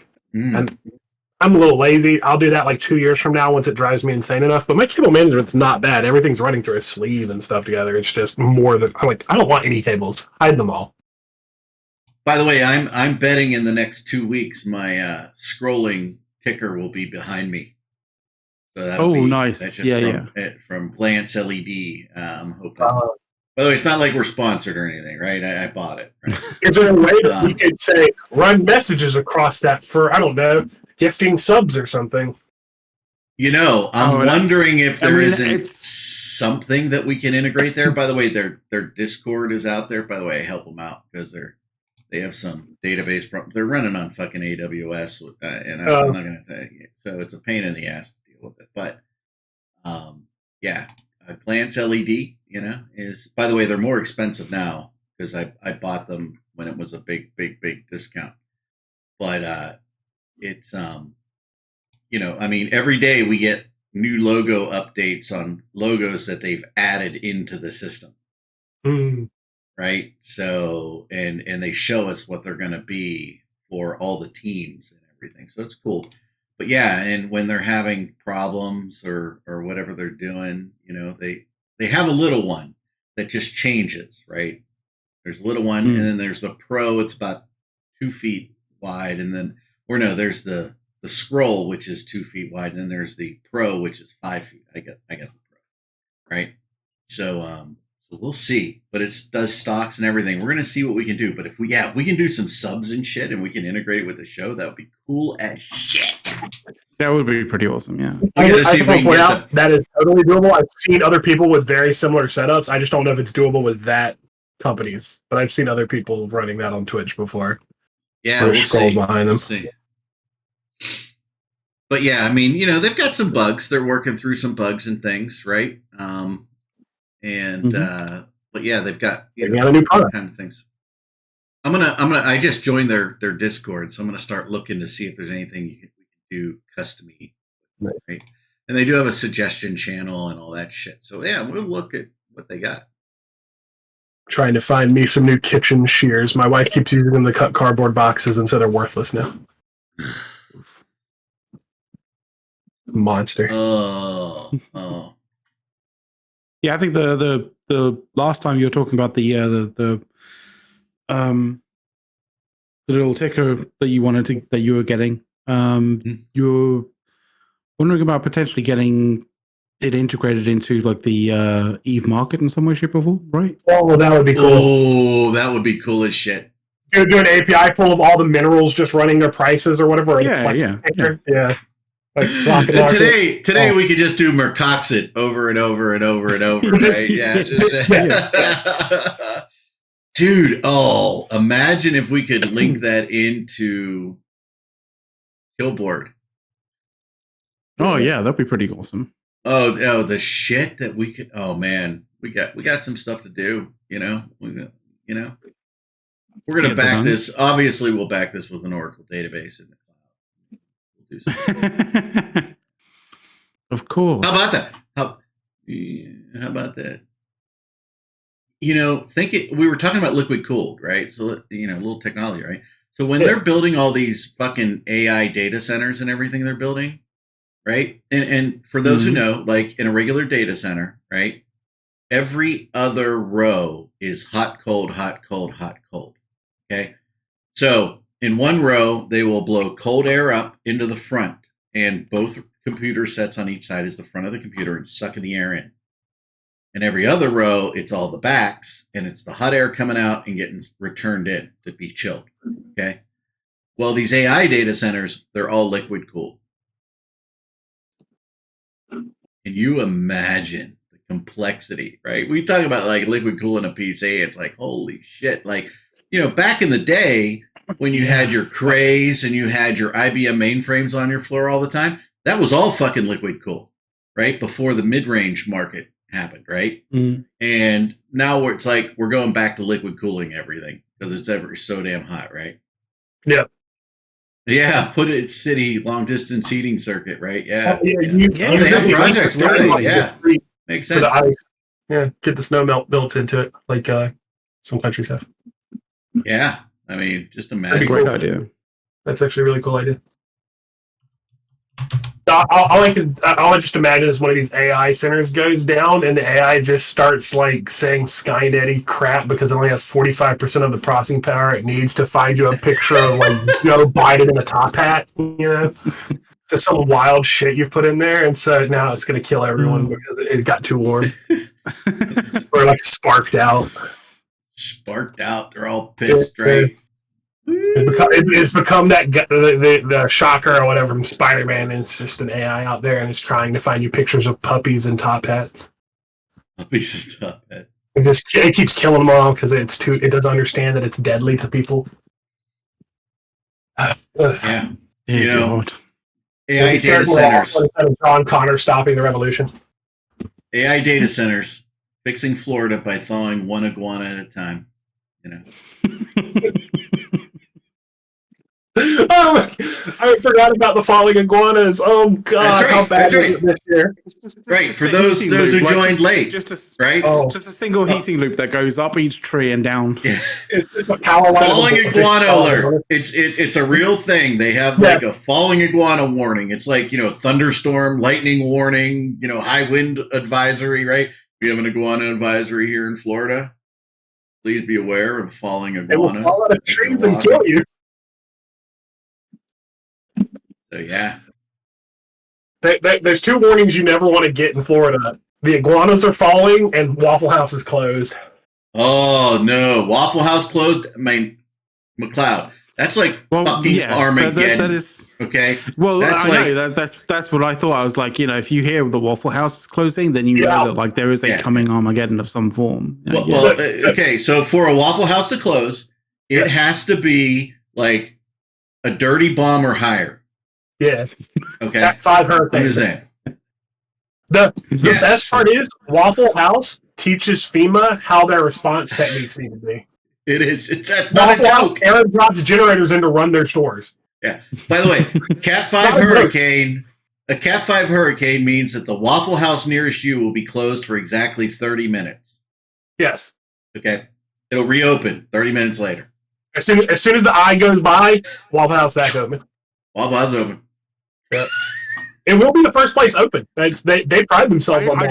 By the way, I'm in two minds as to whether that's either A, impressive, or two, a really fucking a really sort of bad kind of example of like not caring about your. No. It's not even not caring. They do it because they care about the people in the area. Because they open them, it's like, come charge your phones, come get fresh water, come get food.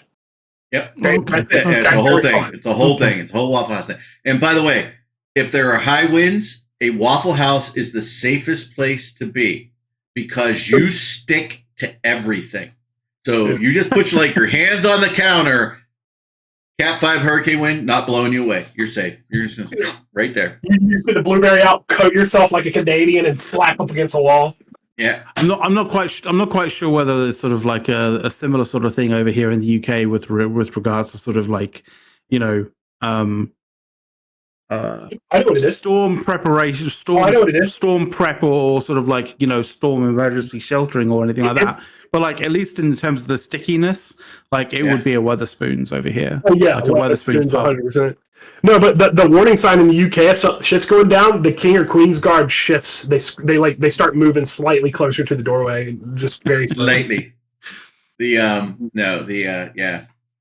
stick to everything in a Waffle House because there's just a lot of syrup everywhere. It is a transcendent experience to go to a Waffle House at 2 a.m. Right. Oh, it's awesome. Nobody's doing it. I want to be very clear. You don't need it in your life, but if you've done it, you know. Mm-hmm. It's a thing. Oh. By the way, look up McLeod. You know the Jolly guys, the two English guys that go and eat. Yeah. Oh yeah, I love those dudes. Look up on YouTube. The Jolly guys go to Waffle House. They meet a drunk. I think I've seen it. I think you sent me it one time. Yeah, they meet a drunk guy somewhere, like out at the bar, and he takes them to Waffle House, and they're all drunk, and of course they're eating everything, right? And by the way, they will make you shit at Waffle House that is not on the menu. Just tell them what you want. Tell them what you want. If you're nice, you have to be nice for that to work, though. Yeah. Oh yeah. Well. Yeah, I mean, you can't come in like demanding things like, is there any way I can get like peanut butter and this, that, and the other on my pancakes? They're like, I got you, fam. Yeah. I mean, I just follow the Erik rules of, like eating out and servers. And you know this, Scythe. You're just super nice to anybody who's taking care of you. Yeah. There's no reason to be like, okay. I'll tell you. I hate going out to eat with my mother-in-law. Not because I don't like my mother-in-law. Okay. Very nice person in general. But she is just very short-tempered with wait staff. And it's a little embarrassing. God. So we always warn the wait staff, right? Wherever we go, right? And we apologize a lot because we're nice people, right? I mean, hey, you're probably waiting 5 tables, or we're at table like 11 or more, 15. Right. And you can't remember everything we ask you for because everybody asks you for 17 things. You're just not going to remember them. And sometimes you're going to have to ask multiple times from your server. Yeah. Hey, just ask nicely and eventually you will get what you want. That's just the way it is.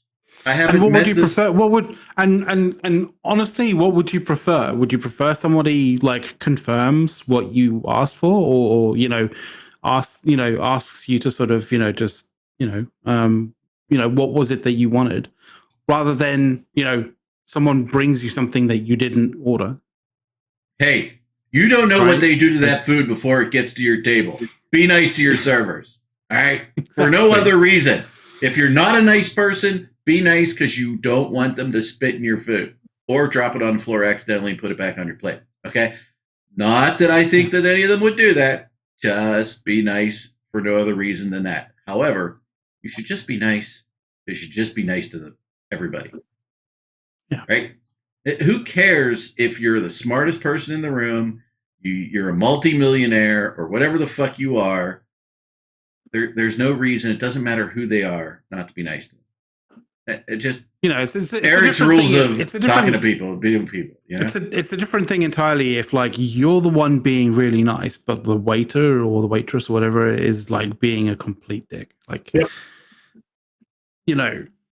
That's a different situation altogether, as such. But like, well, yeah, but you know what? Maybe they're dealing with shitty kitchen staff that's driving them crazy because kitchen staff drive kitchen staff that they don't like crazy, right? By the way, I've had really shitty wait staff. Okay, I have terrible. Okay, and you know it affects the tip. It just doesn't affect my attitude. Let's put it that way. Right? Yeah. Okay. And so I just let it do that way because I really don't want to have a bad day, right? But I could have bad food and bad service. I can leave too if I think it's bad too, or I can complain to the manager and say, "Hey, comp all this because it sucks," right? Yeah. But yeah, I mean, I'm still not going to be an asshole to the wait staff. Scythe knows. Scythe has been out. Scythe has been out eating with me. No, I will say I got more used to it now that I married my wife and had dated her so long. But when I first came to you, people just kept showing up to the table and they just kept sitting down with us. I'm like, I don't know who any of these people are. That happened to my wife's family too. I like, oh, these are the 5 people going out to dinner together. That's what I was used to. Like, no one would add to that group as you got to the restaurant or whatever. Oh yeah. Who is this now? What is this person? Who am I meeting? Spiraling out of control. Like, literally, we went to some place, got fish sandwiches, and then like 5 other people joined us after we had already like halfway eaten, and they just started ordering. I'm like, I guess they're with us now. I didn't question it too hard. I'm like, all right, whatever. No, it's not affected me. All right, I got my food. I'm good.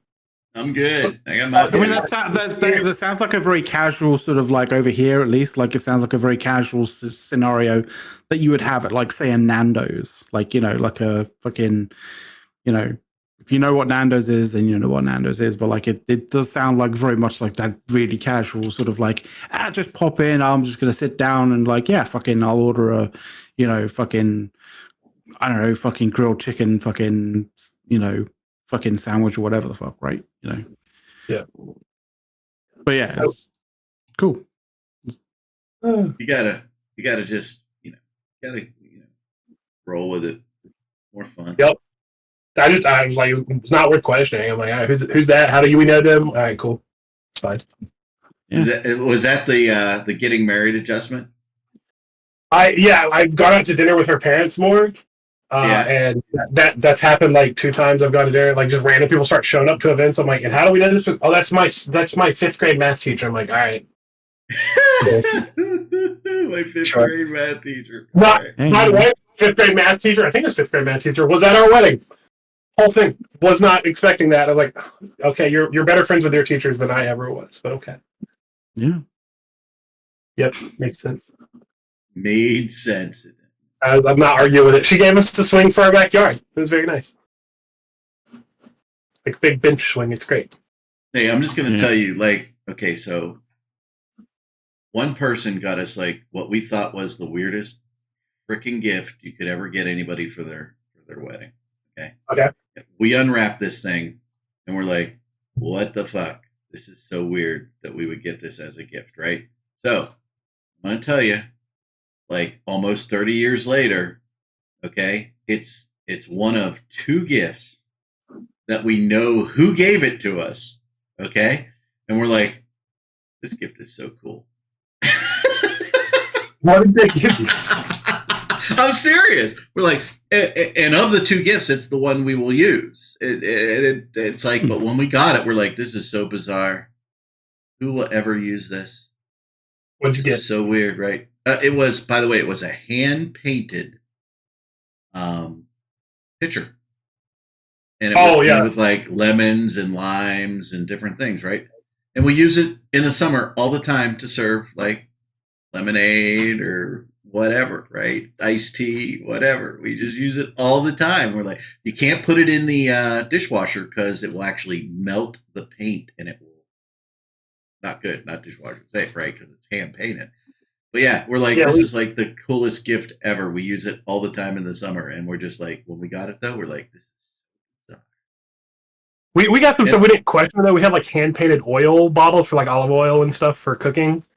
They're very pretty and nice, but you can't wash those. And then we got a very nice like butter dish. Because in the South, you just leave the butter out on the counter. Like it's going to get used. That whole stick will be gone in like 3 days. So yeah, we do the same thing up here. Yeah. But they're both nice. Again, can't go in the dishwasher. I have to like hand scrub them, but they're pretty. Like let's keep using them. Yeah.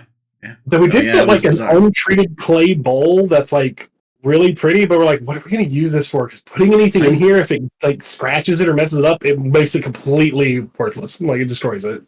Yeah, it's untreated. That's a little tough. Question.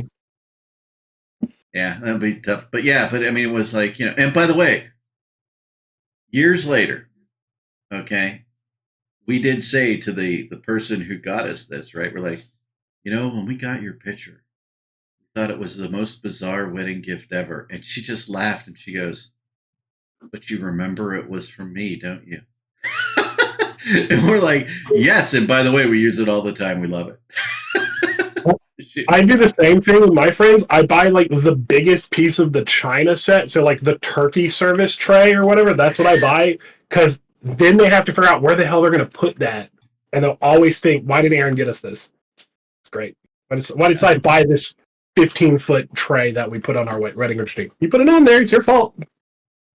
Always remember it. Actually, I'll take that back. There are actually 3 gifts that we remember who gave them to us. We got a really cool gift from one of my ex-bosses, and it was very nice. So yeah, so there's 3. But yeah, other than that, no. I mean, we got a really nice that we have never used, literally never used this, right? We got a really nice like punch bowl set from somebody.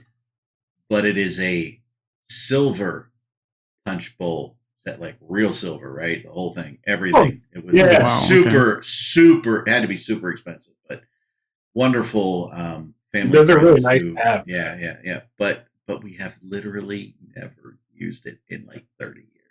So but that's the other one that we remember. 2 or 3 times a year. Yeah, so you need a punch bowl. So I can just bring it right down and you can borrow. I'll take it. Hey, you joke? I would totally take it off. Borrow. We're not giving it to you. God damn it! I'll drive it down. We have a punch we make for my dad's side of my family. We always have a punch we make for every event with that crowd. So we use ours pretty regularly. Nice. The glass or like the crystal punch bowl with the cups for it. Yeah. We don't have a crystal. Never mind. Ask me if it was. What? I don't understand what that question is. I think he's reading chat and commenting on the mining conversation you are having before. Which, like, for real, I heard. I almost spent 3 hours setting up to do the thing I'm actually having fun with. It sucks. That was preach. So Scythe, we were talking about mining, right? And back in the day when we had patriotic tendencies, right? We would come home. I was commenting in chat about it. What? I watched like this entire episode, buddy. Okay. Well, yeah, no, we would, but Scythe was one of the guys. We just sit there and we'd chill out and we'd just, mine. We bothered the buddy we talked about who drove us in a cornfield and opened a restaurant. We would drive him insane by putting stuff in the wrong space stations. Oh, yeah.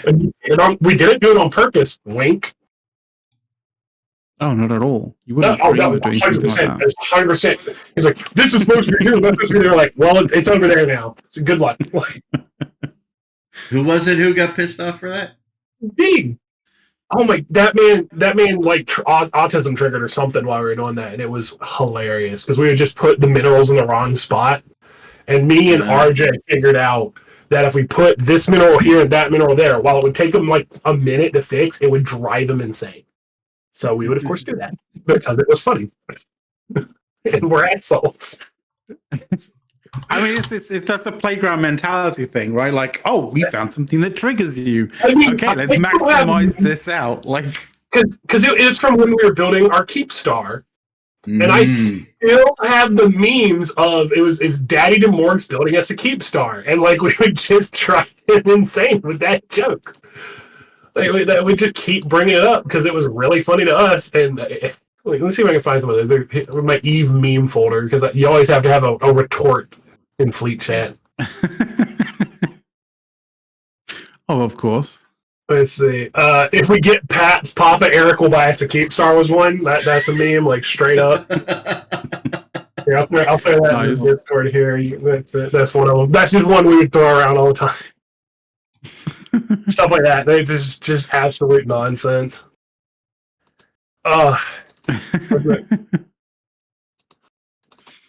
We also I don't know if you remember, we played with a guy named Boris, and he was just like always on point with everything. So it was a good guy Boris memes, and it's just him being successful. It's like the only one who wasn't fucking up. The rest of us are just incompetent. Yeah. Boris was good. He was a great guy. It was fun to play with. We had another guy that would mine from the ship. He was like crew or something. I don't know what level on. He might have been a pilot on the ship, but it was like a cargo ship, and he would cargo, across the ocean, and he would play Eve while he was cargoing. I forget who that was. I remember that dude all the time because he ran barges down the coast through the Panama Canal was what he would do. Yeah. We had a channel that was things I saw from my office on the Discord, and he would always win because it'd be like a really cool thunderstorm rolling in or like some crazy ship going by or whatever. It was always wild. I'm sure I can never remember that dude's name either. Very fun to play with. I just found a meme that I don't even understand. What is this? What is it? I feel like you know what? I don't remember if we get Papa Erik will buy us a Keepstar. I don't remember that one, but that's a good one. I like it. What is that? What is this one with these two idiots? Why did I make that? Because I made this. I don't remember what. So you made that one? I just found another one. What is it? Who are these people? This is a weird meme. Who was it in there? So the blonde guy. I don't have that power. The blonde guy is total newbie. I don't know who the little is. That newbie? Was it Duck? Is that Duck? Maybe it's Duck. Yeah, maybe is it Duck or Alfie? Gotta be. I bet it's one of the two of them. I mean, I'm posting these in the chat because I have to share them because it's a fucking strange. Yeah, that's definitely total newbie. And okay, I was like, who is the this? other one is? Oh my God! Now, what you got to remember is RJ looking like Che Guevara or whoever. Not Che Guevara. Just I know a guy from Colombia whose name I'm forgetting right now. We had somebody. You see the booty croquet on her. That one to this day funniest crap me. I don't know why. But there's a bunch of those. Just him yelling paps at people. I don't know what he was doing. Was it on this show? It might have been on like Push to Talk before it was Push to Talk. That is definitely RJ. Yes, and that might have been. I don't know when Gaming. I don't know when it banged. I think it was Whiskey Gaming. Yeah. Yeah, booty croquet. I remember that. That was funny. The paps. By the way, RJ's wife might be a little bit attractive. He did well. He outkicked his coverage for sure. Oh my God. I have so many memes that I have a folder that's just called Paps memes that are just all of these that just say get your Paps on it because I had to yell and ride herd on these idiots when doing director shit to get their Paps. Me and Newbie would. Yeah. I'm so glad I don't play this game anymore. I miss y'all, but I don't miss playing that game. Don't make me be in charge of that shit in my free time. I miss the quality memes. The meme war was always the best. Yeah. Now this one, this is 100% of the Call to War. That right there.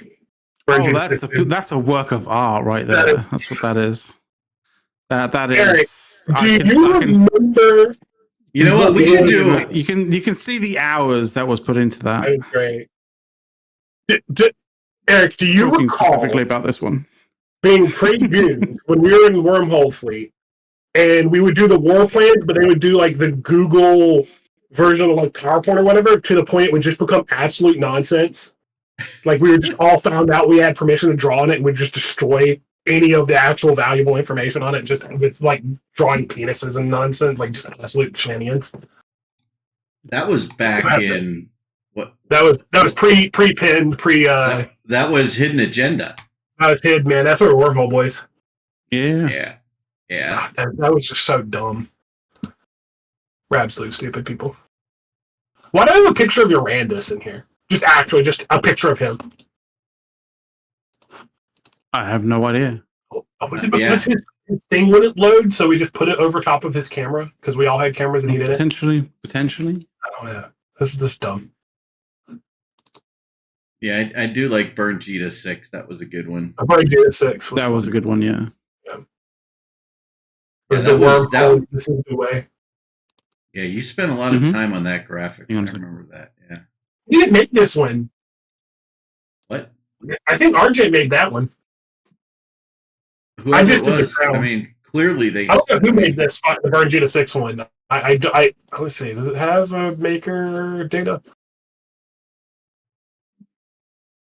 All I know, it was from 2019. So that was when it was made.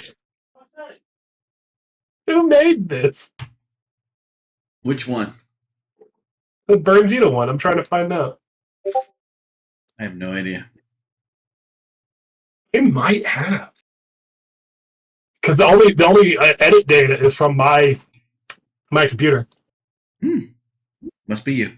Well, my old one, at least the dead one. Doesn't matter. They're dumb. We're just idiots. Right. So we did end the show talking about Eve shit. So that's impressive. No, there is that. Yeah. So we did. Oh, we did it.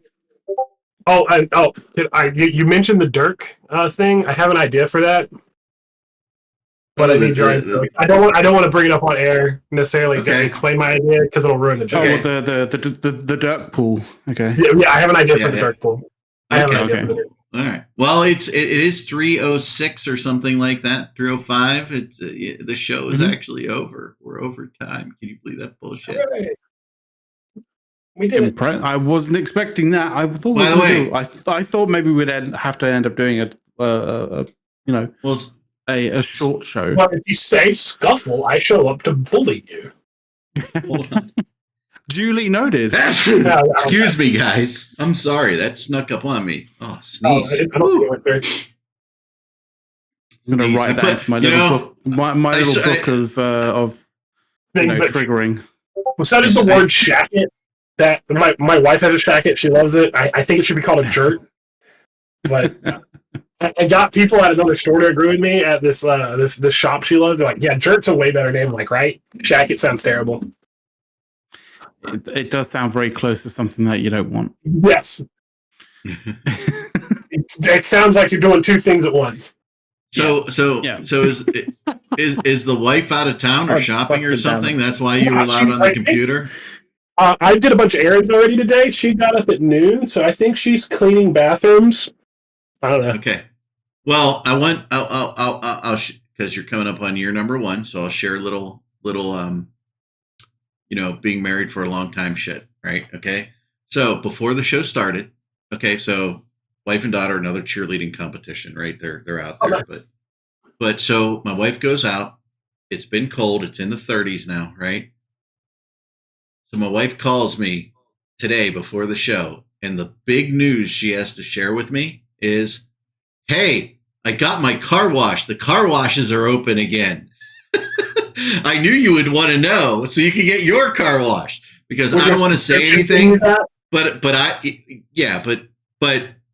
when you're in a snowy area, that's not the South, right? We actually put salt on the road to melt the snow and ice, right? So basically, my car is a giant mound of salt. Like Morton Salt Company is calling me saying, "Can we scrape the salt off your car so that we can, repackage it to sell to people?" There's so much fucking salt. Is your car a kosher source for salt? It is. It is. Your car has been blessed by a rabbi. My car has so much salt on it. It looks like I haven't, wiped the snow off my car, right? Like, it's got like 4 inches of salt on it or something. No, so after the show, I gotta go get it washed. You know what's really funny about your anecdote here One of the things I did this morning before my wife was up, I went and washed my truck, because it was covered in salt from the last 2 little bit of snows we had. I'm like, it's been on there too long. I just got to get off there. So I did that this morning, grocery shopping and a bunch of other stuff. I'm like, we're washing this truck. When I pull in the garage, I push the button so I can use the front camera so I don't run into the wall or anything, right? I forgot you have the front camera. Right? Yeah, right. So, but it's so covered in salt right now, it doesn't really work, right? And so my wife is like, "Wow, your camera does covered in salt. You need to wash this car or something." I said, "Or go out and take the salt off the camera or something." But yeah, it's kind of funny. So yeah, there we are. We did it. Op success. We did it. Op success.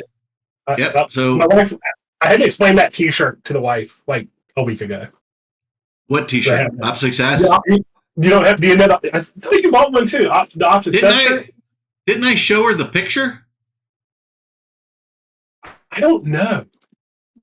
All right. Pretend I have a shirt from Vegas. We got. Yeah. I think like all of us bought one year. By the way, pretend I have a black shirt with Op Success on it. Yeah. I am Scythe wearing it in Vegas. But passed out. Yeah. Oh yeah. Oh, hold on. He doesn't have glasses. I do now, actually. I don't wear them, that. I have. Yeah. You're getting old, dude. My vision's perfect. I'm just like, I might as well make my insurance spend money because I pay them every year, and I didn't pay a cent for nice computer glasses with the anti-blue, anti-glare. It's great. There you go. And you can. By the way, I'm going to get another pair too. I got to get another. Heck yeah. But yeah. All right, brothers. I think we're done for the day. Are we going to say goodbye? Because we're like 9 minutes over now. Yeah, I think so. We'll see you again next week. Maybe we'll have more interesting Eve Paps. Or Paps. What the fuck? Eve memes. I guess. Why? Because I'm looking at the one that says, Papa Eric will buy if you get Paps. Papa Eric will buy excuse. We're going to have Paps. All right, everybody. Stay safe. Don't get hit by an iguana. And have a great week. We'll see you next weekend. Oh, yeah. Bye. See ya. We're clear.